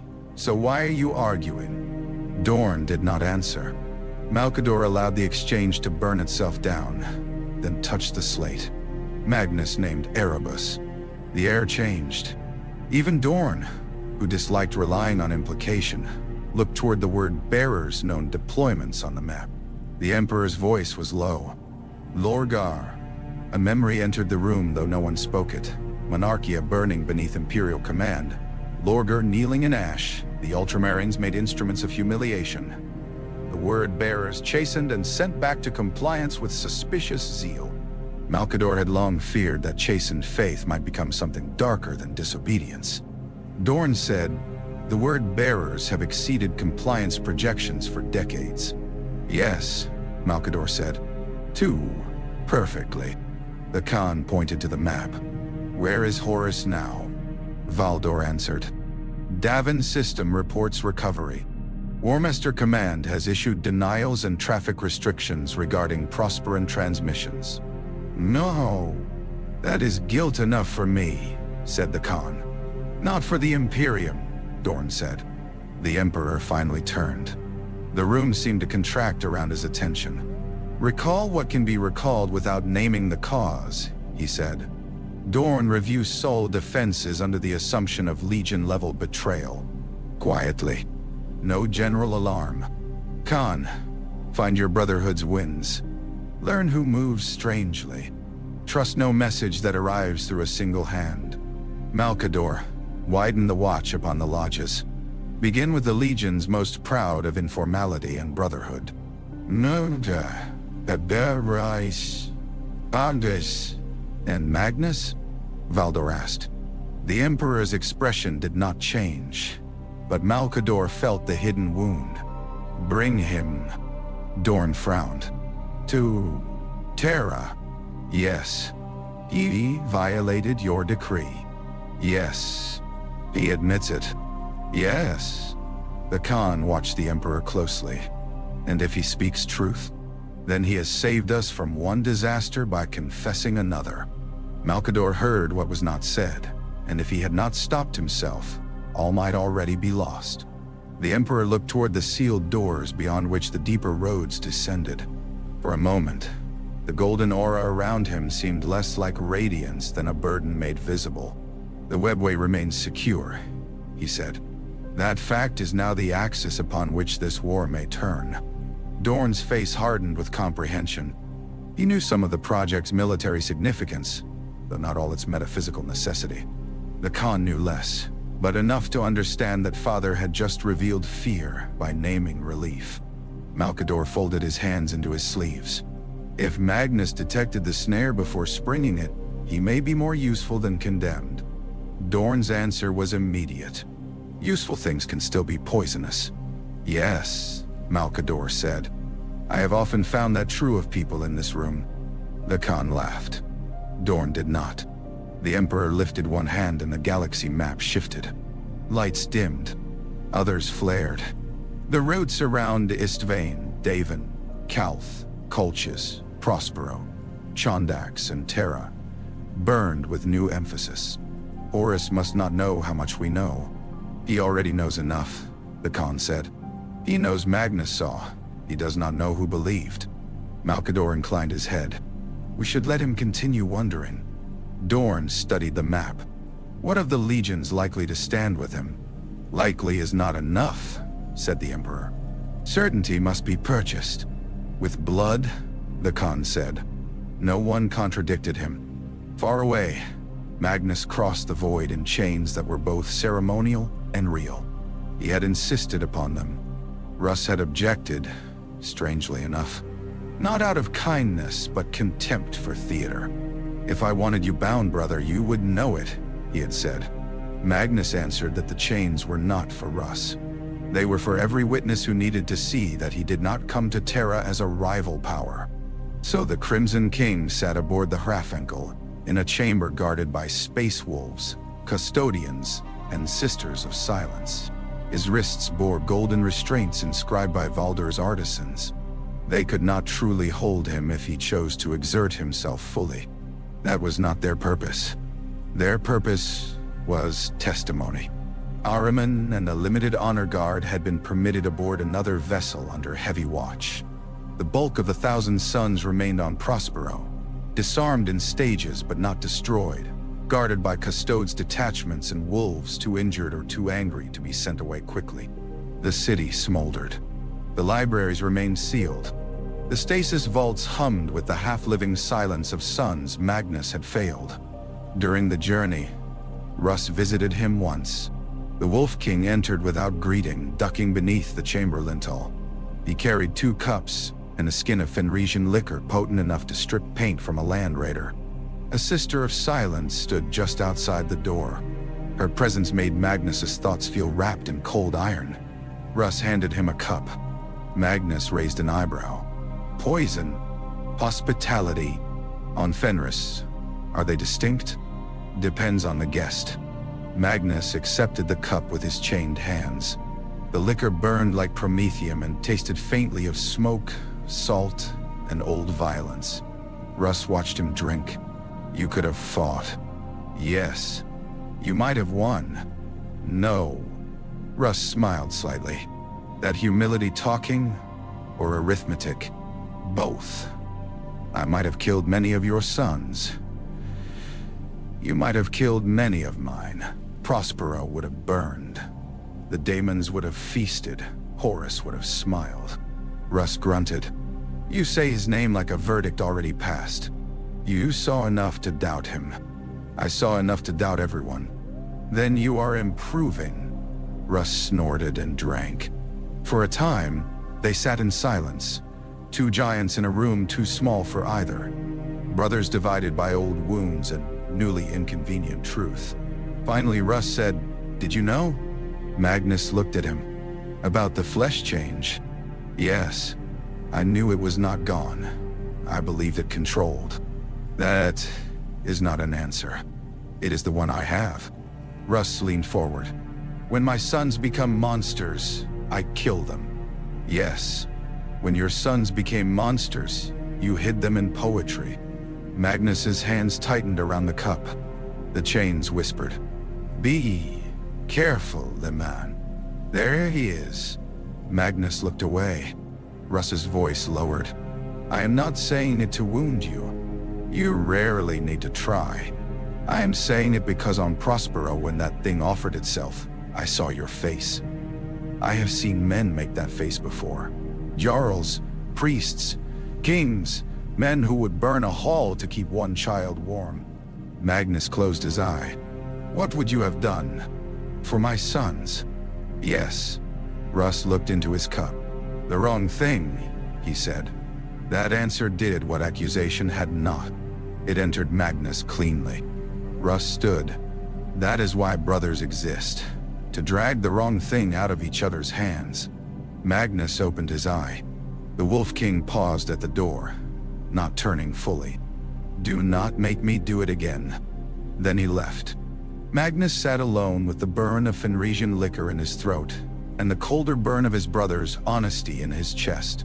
The ship moved through the warp, where unseen things followed at a distance, whispering possibilities against the hull. He did not answer them. Magnus had imagined his return to Terra many times. In his proudest imaginings, he came vindicated. The Emperor would see the necessity of his disobedience, would understand that his Crimson Sun had reached beyond petty law to preserve the grand design. There would be anger, perhaps, but beneath it recognition. Father would turn from lesser voices and say, "You saw what others could not." In his bitter imaginings, he came defiant. He would stand beneath the cold judgment of brothers who feared him and refused to bow. He would speak truth so brilliantly that even hatred would be forced into silence. He would be condemned, perhaps, but never diminished. Reality offered neither. He came in chains, tired, grieving, and uncertain whether the greatest service he had ever rendered the Imperium was simply not doing what he had first intended. The Imperial Palace received him without spectacle. No crowds lined the processional routes. No remembrancers were permitted near. The landing platforms were sealed under custodian authority, their golden ranks standing beneath banners that did not stir in the wind. Terra's sky was the color of old iron. The Himalaysian peaks pierced the clouds like the bones of a buried god. Ahriman walked several paces behind him, also bound, though with lesser restraints. His face remained composed, but Magnus felt the turmoil beneath. Anger at humiliation, fear for the Legion, hunger for knowledge, and a grief he had not yet allowed himself to name. Russ followed to Magnus's left, Valdor to his right. The Sisters of Silence moved around them in a living absence that made every psychic sense ache. They descended into the palace, through gates older than the Imperium, past walls carved with victories from the Unification Wars, beneath statues of thunder warriors whose faces had been deliberately worn smooth, along corridors where mortal officials stopped breathing as the Crimson King passed in chains. Magnus felt their fear, then lost it when a sister came too near. The silence of her presence was almost a mercy. At last, they entered the Hall of Saturnine Judgment. It was not the Emperor's public throne room. That would have made theater of the matter, and the Emperor had never wasted theater where secrecy served better. This hall was vast, rectangular, and severe, its black pillars rising into shadow. At the far end stood no throne, only a raised dais beneath a window of armored glass through which Terra's storm-lit sky could be seen. Lightning moved behind the clouds without thunder. The Emperor waited upon the dais. Magnus stopped. The chains suddenly weighed more. For all his learning, for all his pride, for all his secret criticisms and wounded resentments, Magnus was again the being who had first known himself under a father's impossible gaze. The Emperor looked upon him, and every excuse Magnus had prepared over decades turned to ash. Malcador stood nearby, small and ancient beside that golden presence. Dorn was there, rigid as a fortress wall. The Khan stood with arms folded, eyes unreadable. Sanguinius was absent, too far away or too carefully uninformed. Horus was absent in every way that mattered and present in every silence. Russ took his place among the witnesses. Ahriman was held at the lower step. Magnus walked forward alone. He knelt. This time no demons screamed. No city burned. No sun transformed before him. There was only the sound of golden chains settling against black stone. "Father," Magnus said. The Emperor did not answer at once. When he spoke, his voice was not loud. It filled the hall anyway. "You saw the snare." Magnus lowered his head further. "At the edge of acting. At the edge is not the same as before." "No? You reached for Terra." "Yes." The admission moved through the hall like a cold wind. Dorn's jaw hardened. Malcador closed his eyes. Ahriman's breath caught behind Magnus. The Emperor descended one step. "Tell me what you saw." Magnus did. He spoke of Davin, of Horus wounded and dreaming, of Erebus, of the lodges, of the powers behind the veil gathering around the War Master's soul. He spoke of the road to Terra that appeared before him, the flaw that invited force, the sense of intelligence behind the temptation. He did not adorn the account. He did not make himself heroic. He described his own intention plainly, including the part where he had believed the Emperor's command less important than his own certainty. Dorn interrupted only once. "Can the vision be trusted?" Magnus turned his head slightly. "No vision can be trusted without question. Convenient." "Yes," Magnus said. "Truth often is, when spoken by a man who has made himself difficult to believe. Dorn's eyes narrowed, but he did not reply. The Emperor listened without expression. When Magnus finished, Malcador stepped forward. Independent fragments support enough of his claim to warrant action. Warmaster Command has moved to suppress related traffic. Lodge activity has increased in several legions. Word-bearer deployments show irregular patterns. Nani? Dorn said, still circumstantial. The Khan said, war often begins before paperwork is satisfied. The Emperor looked to Russ. You saw Prospero. Russ shifted, uncomfortable not with speaking but with speaking carefully. I saw corruption. I saw daemons. I saw the flesh change. I saw his sons use powers forbidden to them. Magnus accepted each sentence like a lash. Russ continued. I also saw him kneel. I saw him hold fire when I would not have blamed his captains for opening the batteries. I saw his warriors fight beside mine against the things that came. I saw him refuse power when it offered him his sons. The hall was very still. Russ looked at Magnus with something like irritation, as though resentful of his own testimony. I do not trust him, but if he meant to betray us that day, he chose a strange road to do it. The Khan smiled faintly. There may be hope for you yet, Wolf. Russ ignored him. The Emperor's gaze returned to Magnus. And now? Magnus looked up. The question contained many questions. What now for Horus? What now for Prospero? What now for the 1,000 Sons? What now for the Edict of Nikaea? What now for a son who had nearly broken the greatest work of his father's life and saved it only by noticing the hand guiding his arrogance? Magnus answered the only question he could bear. I submit. The Emperor's face remained unreadable. To judgment, Magnus said. To confinement. To service. To death, if that is your will. But Horus must be stopped, and the enemy behind him does not wage war only with fleets. It wages war through dreams, pride, grief, prophecy, and the hunger to be right. You will need weapons against that war. Dorn's voice was cold. And you offer yourself as one. I offer myself as what I am, a guilty son who still knows the sea better than most men know the shore. Malcador's mouth twitched slightly. The Emperor turned away and walked toward the armored window. Lightning moved across the clouds, painting his silhouette in white gold fire. You were created for a purpose, he said. Magnus did not speak. All of you were. Tools, sons, generals, symbols, mistakes, necessities. Horus was made to command. Dorn to hold. Russ to end. Guilliman to order. Sanguinius to inspire. You, Magnus, were made for the age that should have come after conquest. The words pierced him more deeply than condemnation. The psychic future of mankind, the Emperor continued, was not meant to be a superstition-haunted abyss navigated by fear and accident. It was to be governed, disciplined, opened safely when mankind could endure it.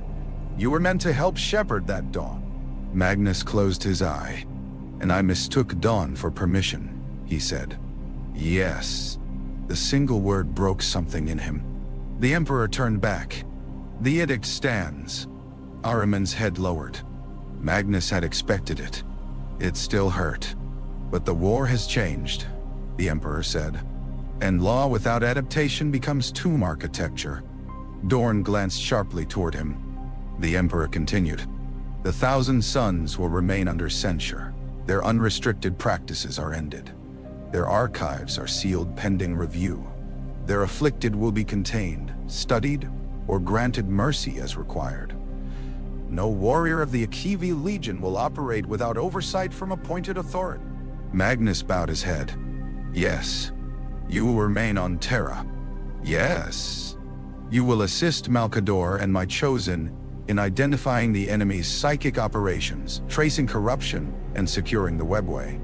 At that, the hall changed. Dorn took a step forward.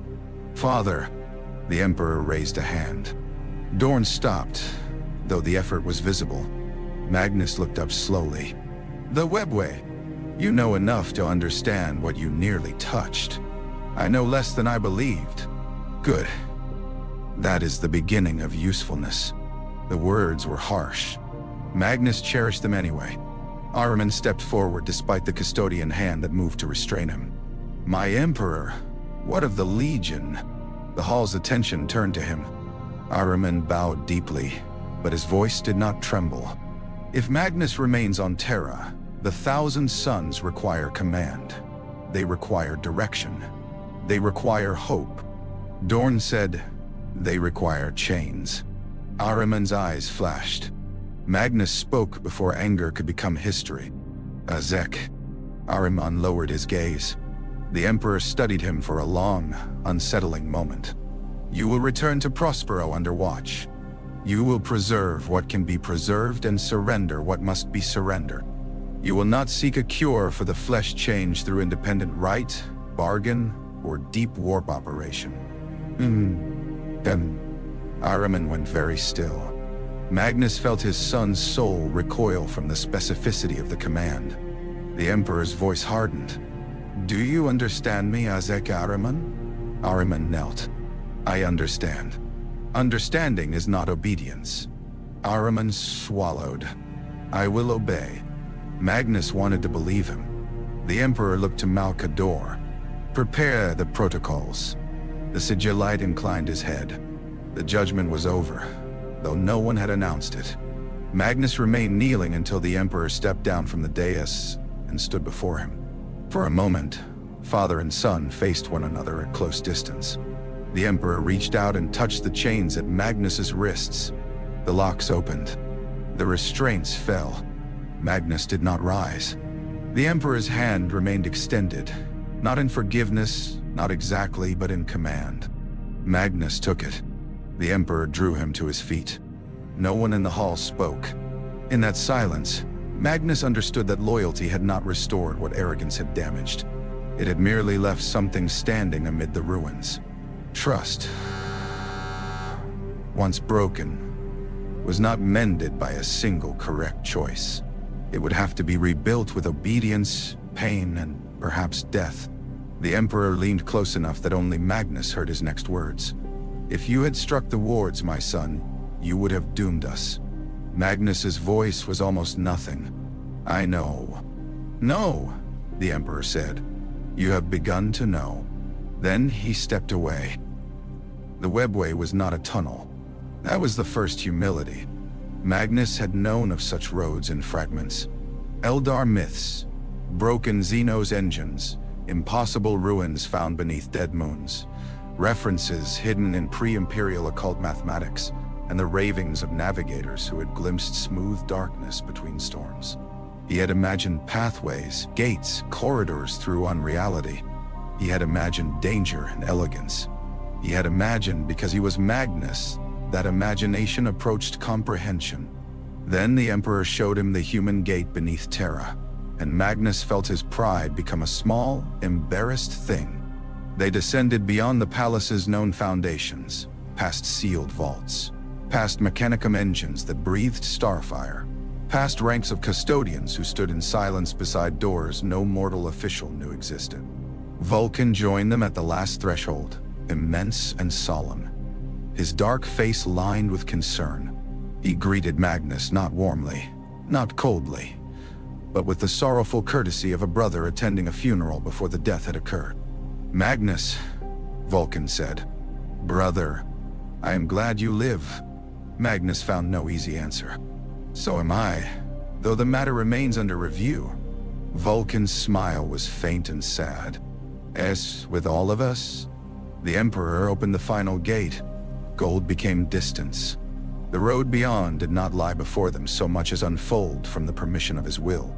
It was vast, arched, luminous, and wounded in places by age beyond human empire. Structures that resembled bridges crossed gulfs filled with slow-moving constellations. Towers hung upside down from unseen foundations.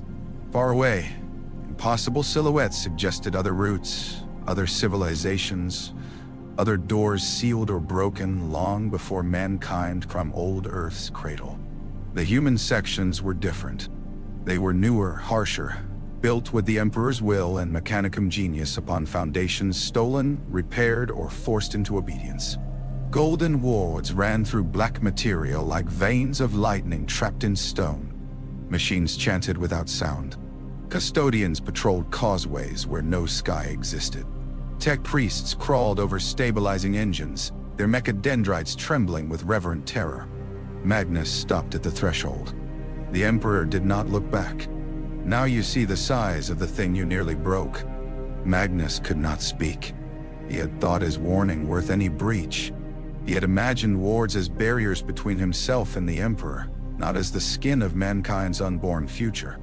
If he had struck here, if he had forced a message through with the full fury of his soul, he would not merely have broken a wall. He would have opened a vein into the palace's heart. The predators pressing against the outer dark would have entered not as raiders, but as flood. Vulcan watched him with gentle severity. "Do you understand?"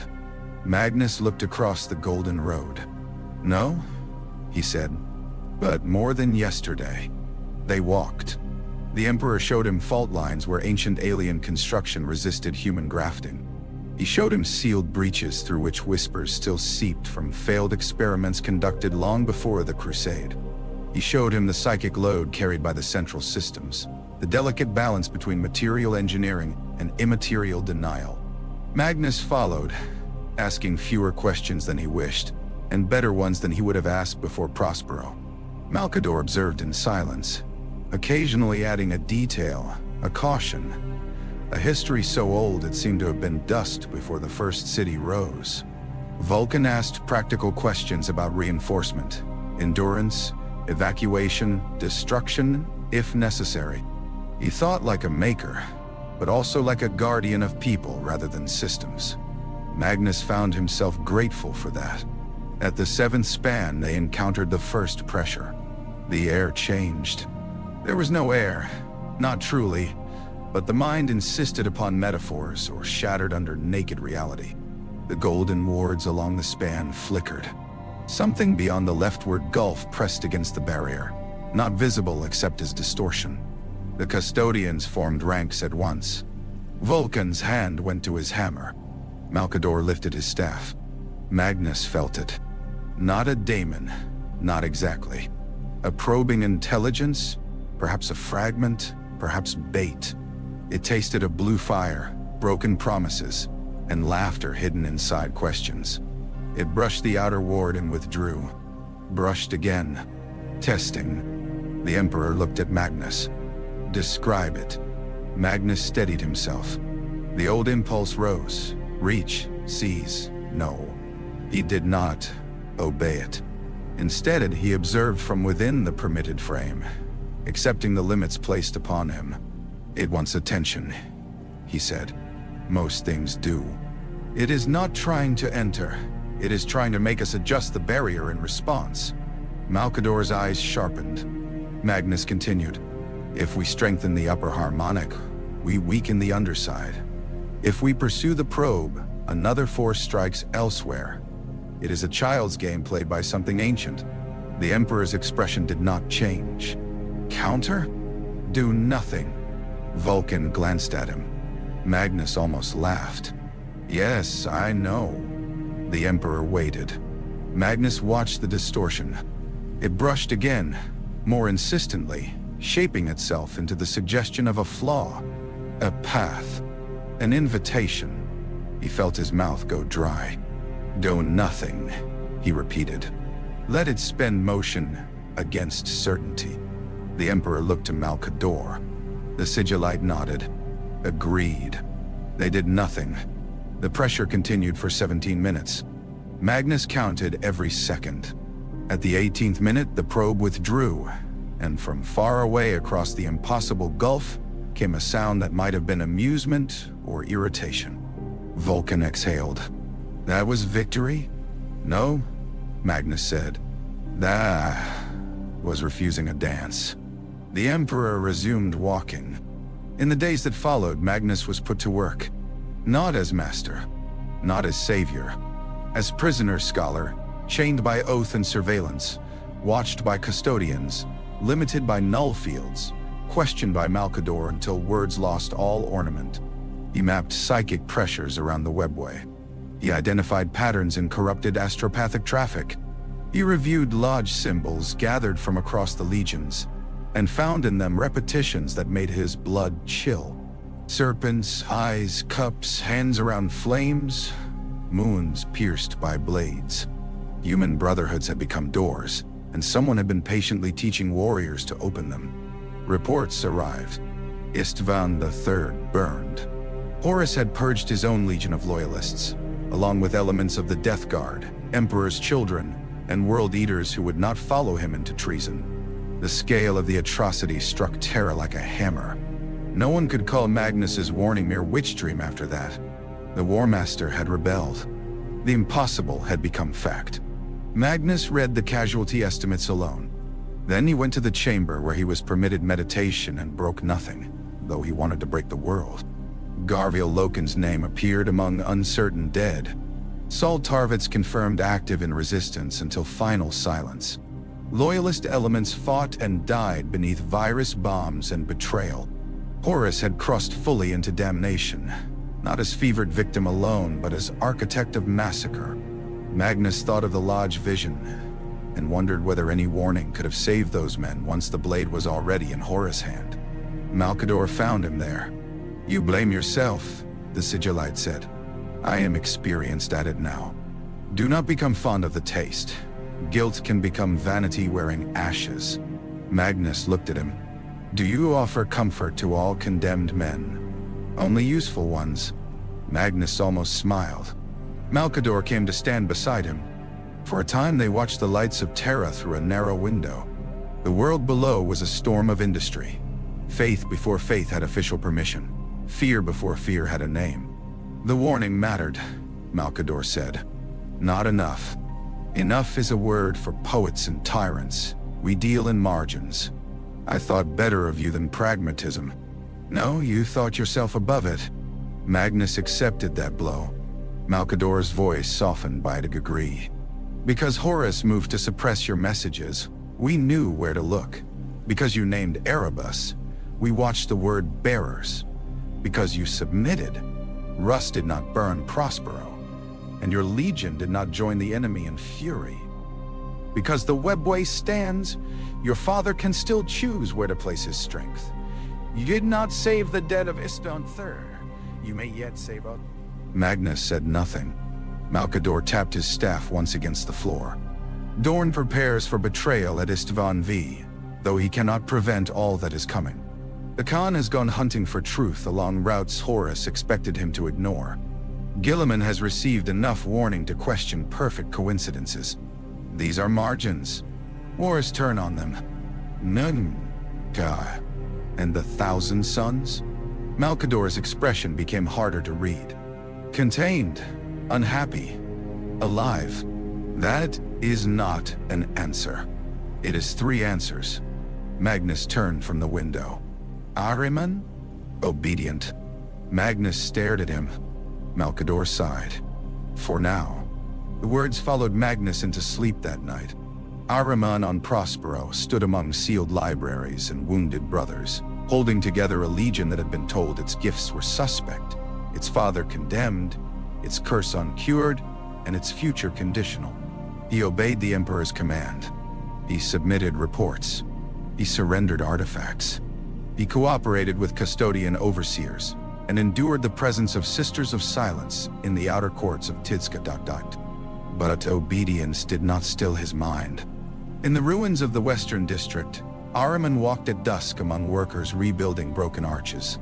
Civilians bowed as he passed, some with love, some with fear. Children watched him from doorways. One little girl held a clay bird with a cracked wing. She lifted it as if asking whether he could mend it.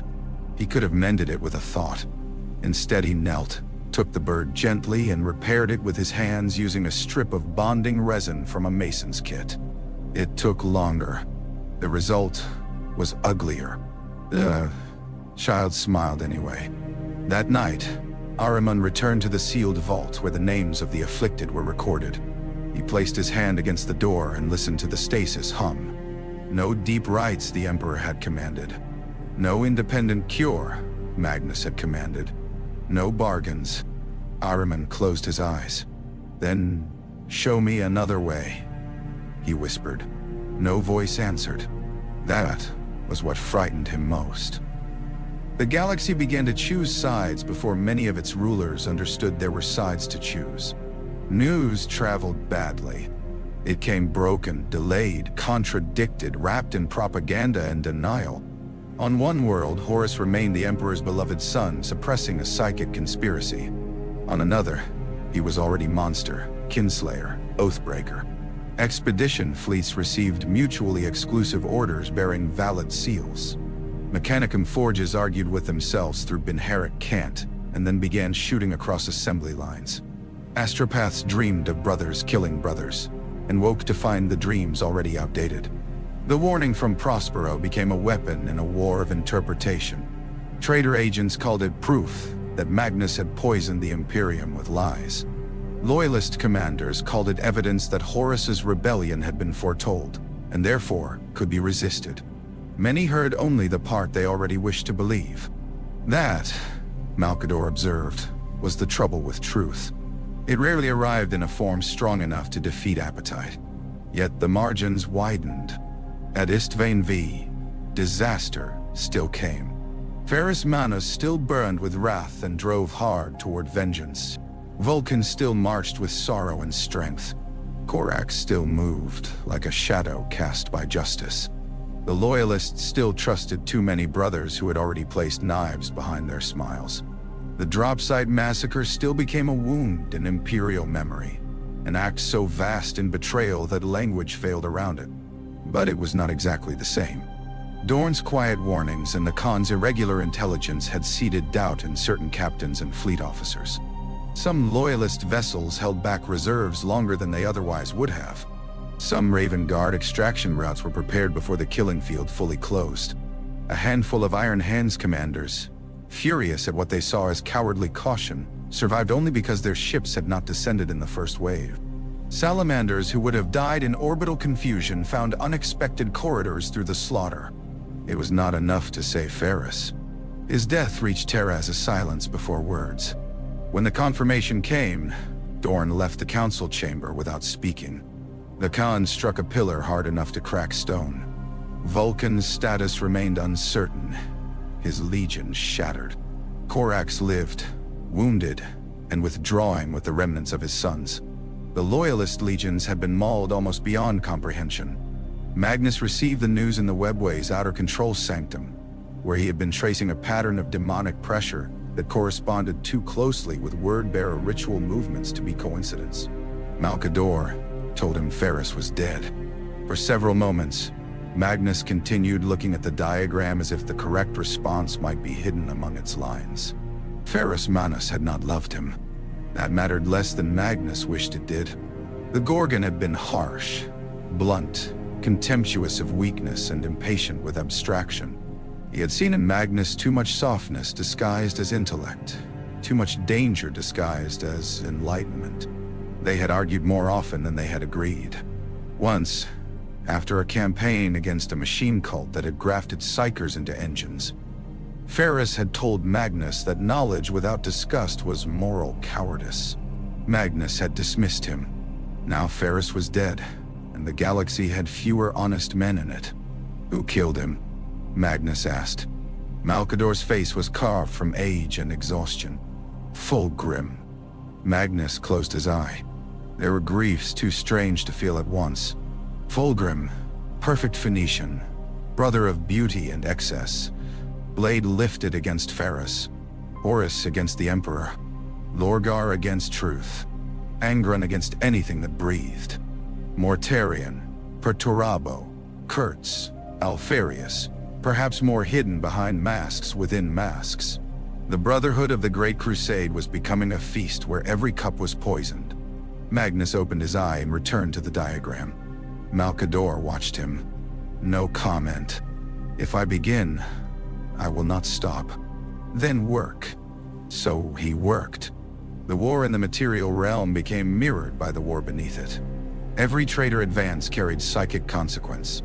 The word-bearers built rituals into campaigns, turning massacres into signals, betrayals into offerings, conquered worlds into speaking wounds.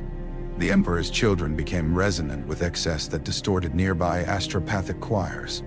The Death Guard carried spiritual corrosion long before their bodies fully reflected it. The Night Lords spread fear so efficiently that entire systems became easier for demonic influence to touch. The Sons of Horus, at the center, became a gravity well of oathbreakers. Magnus traced patterns. He began to understand that chaos did not merely aid the rebellion. It fed through it. Horus was not only a warlord. He was becoming a gate shaped like a man. The Emperor knew this. Malcador knew some of it. But Magnus could feel the architecture of it in ways others could not. He saw how ritual, atrocity, symbolism, timing, and emotion converged. He saw why some battles mattered beyond territory. He saw why the enemy sometimes wasted ships to take shrines, why it spared cities only to corrupt their calendars, why it broadcast certain deaths and hid others. War was becoming language. The gods were writing with armies. Magnus learned to read without answering. That was his discipline. One evening, if evening had meaning beneath the palace, the Emperor summoned him to a sealed section of the Webway, where human construction met an ancient arterial route of alien design. The junction hung over a depth filled with dim emerald light. Custodians lined the approach. Sisters of Silence waited at measured intervals. Vulcan was there, soot-streaked and newly returned from some labor of reinforcement, alive despite all reports that had placed him among the dead or lost. His presence warmed the chamber by existing.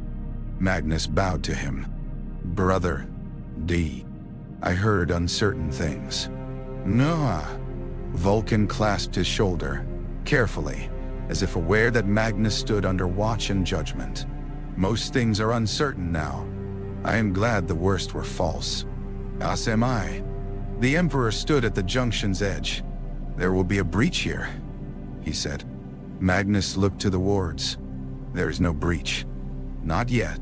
Malcador approached with a black iron casket carried by two servitors.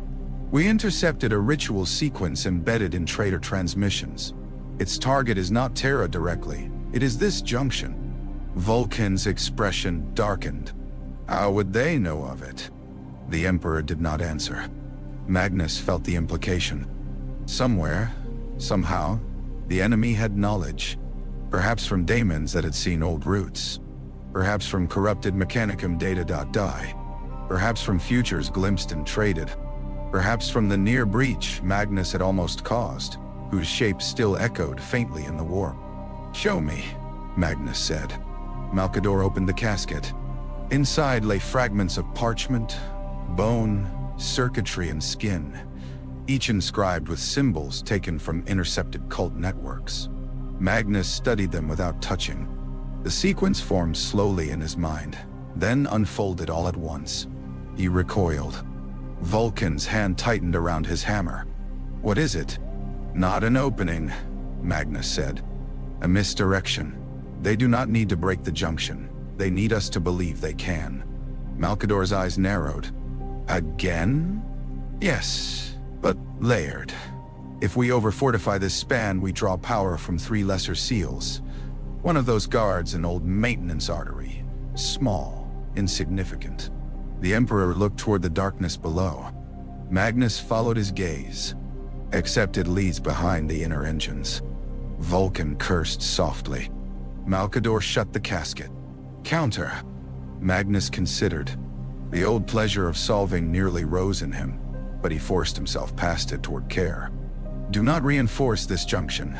Make it appear reinforced. Quietly strengthen the maintenance artery instead. But leave a flaw there, visible enough to attract the second probe." Vulcan frowned. "A trap. A conversation," Magnus said. "They speak assumption. We answer with appetite." The Emperor looked at him. Magnus lowered his gaze. "Forgive me. Old phrasing." "No," the Emperor said. "Accurate phrasing." They enacted the plan. For 2 days, nothing happened. On the third, A demonic pressure struck the false flaw exactly where Magnus had predicted. It entered what it believed to be an overlooked maintenance artery, and found not weakness, but a prepared dead chamber lined with null wards, custodian kill teams, and a psychic mirror designed by Magnus under Malcader's supervision. The entity manifested as a many-faced scribe made of blue glass and human teeth. The Sisters of Silence pinned it into coherence. Custodians tore its limbs away. Magnus held the mirror steady while Malcador extracted from its death screams a sequence of names, roots, and ritual timings.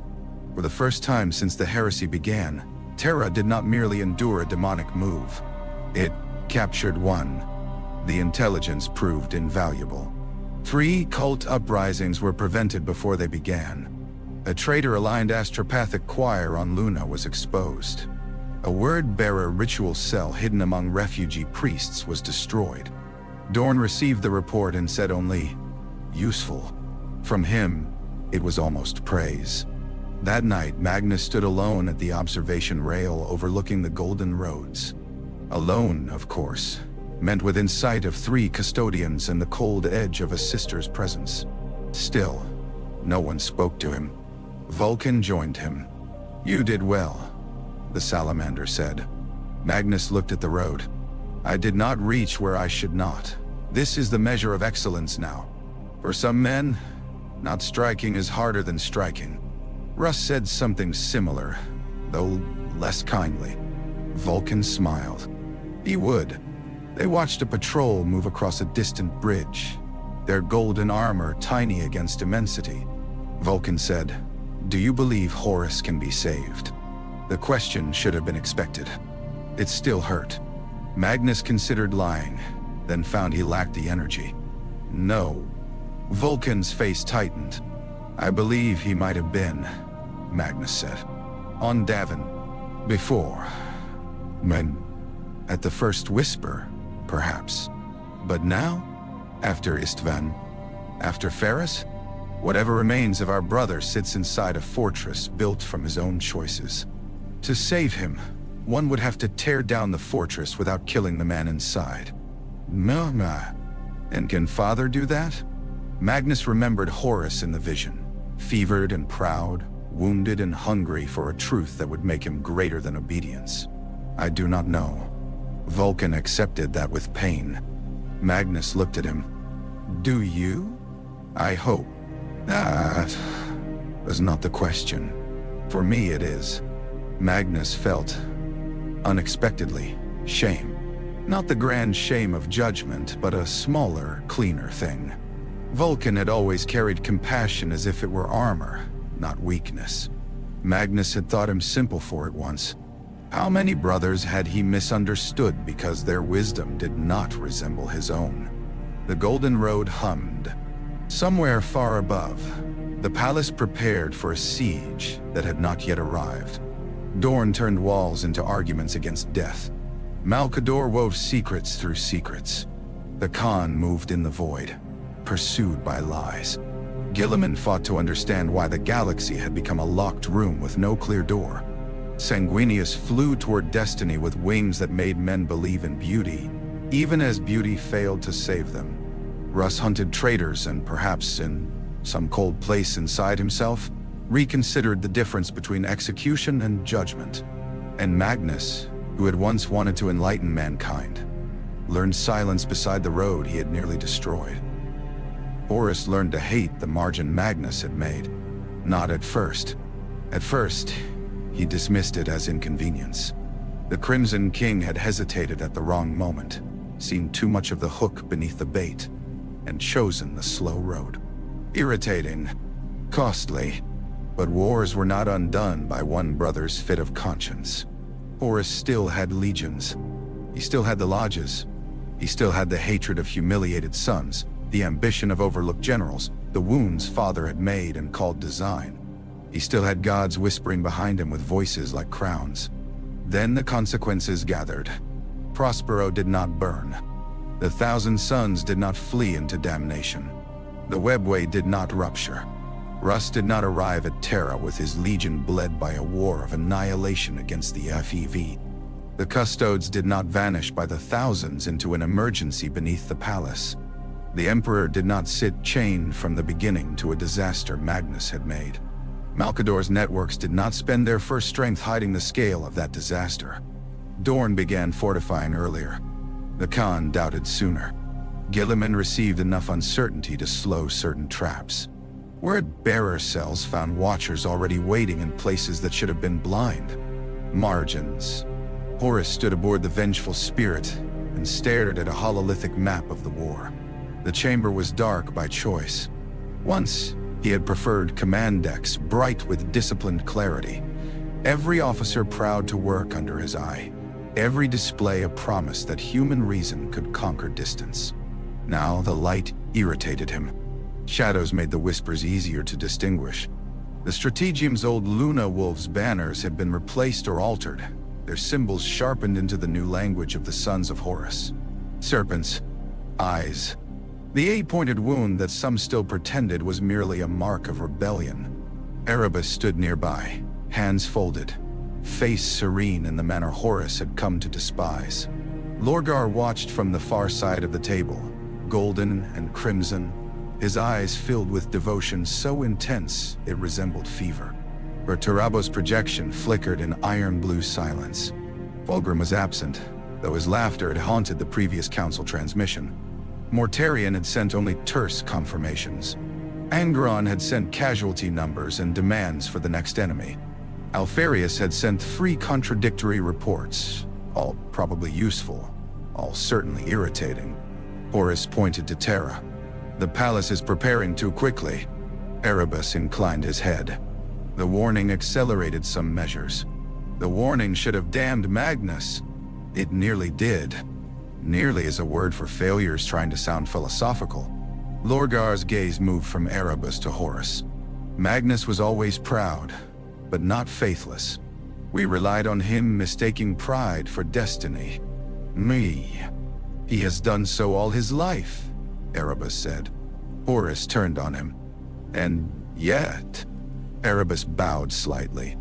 And yet... For a moment, Horus saw himself killing the priest. The vision came sweetly.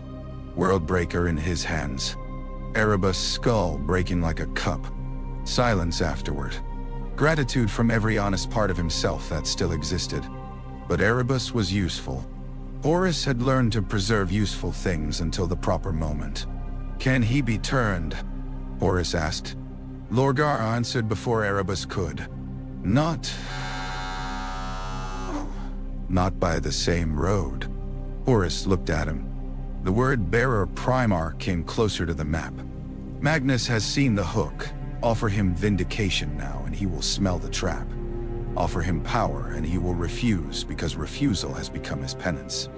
Offer him his sons and he may still tremble. But he has witnesses now. The Emperor, Malcador, Russ, strangely, even Vulcan perhaps. He is bound not only by loyalty but by shame. Erebus smiled faintly. Shame can be turned.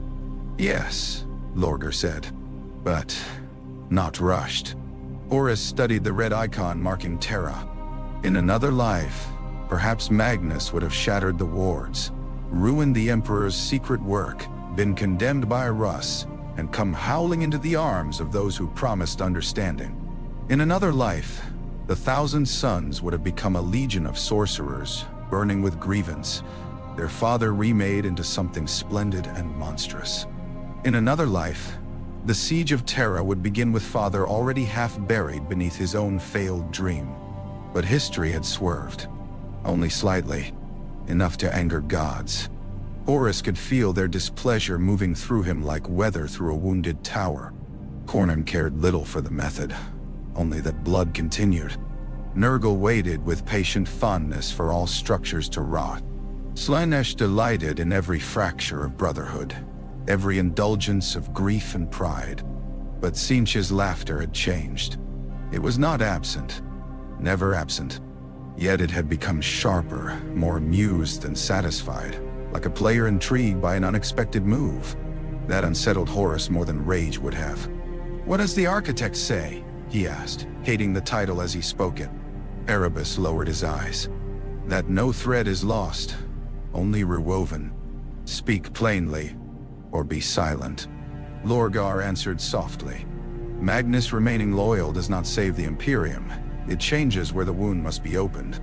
Horus looked at him. Where? Lorgar touched the map. Not Prospero. Not Terra. Everywhere. The Imperium's strength has always been its dream of unity, Lorgar said. Break that dream faster than Magnus can interpret. Make every warning suspect. Every psyker feared. Every loyal thousand son, a reminder that corruption may wear obedience. Every use of sorcery by Terra proof that the Emperor's law is hypocrisy. Every refusal to use it proof that he is too weak to survive. Turn Magnus into contradiction. Nay, Horus considered. That he liked. The Crimson King had denied them the clean victory of his fall. Very well. Let his loyalty become poison of another sort. Let Imperial commanders wonder why the Emperor used a condemned witch while punishing lesser men for less. Let Russ wonder whether mercy had been weakness. Let Dorn count every psychic success as a necessary contamination. Let Ahriman suffocate under obedience while his brothers changed in stasis vaults. Let Magnus save lives and thereby become harder to kill, more resented, more essential, more alone. A loyal monster could wound the Imperium merely by standing at its heart. Horus smiled. Erebus saw the smile and wisely said nothing. Begin, Horus said. Spread it through every channel. The Emperor shelters Magnus. The edict is a lie. Terra uses sorcery while condemning it. The wolves were leashed because Father fears his crimson sun. The thousand sons are diseased, and yet they advise the palace. Let every legion hear a different version. Let every mortal world hear the one that frightens it most. Nah. Lorgar bowed his head. It will be done. And the Webway? Erebus' smile returned. There are other doors. Horus looked toward Terra's glowing mark. Then find them. Far away beneath the Imperial Palace, Magnus woke from meditation with the taste of ash in his mouth. A custodian shifted at the chamber door. The Sister of Silence beside him remained still as a statue carved from winter. No alarm sounded. No ward flickered. No demon pressed visibly against the barriers of the world. Yet Magnus felt the movement of malice, not as prophecy but as pressure across the strings of consequence. The war had noticed him anew.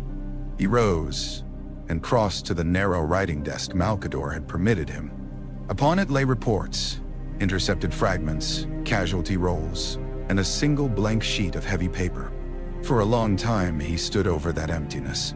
Then he began to write. Not a spell, not a theorem, not a defense. A letter. To my sons, he wrote.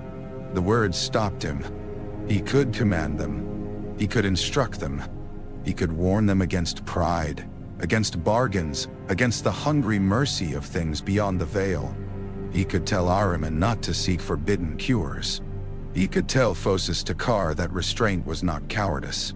He could tell every warrior of the Akivi Legion that loyalty would taste like humiliation long before it tasted like honor.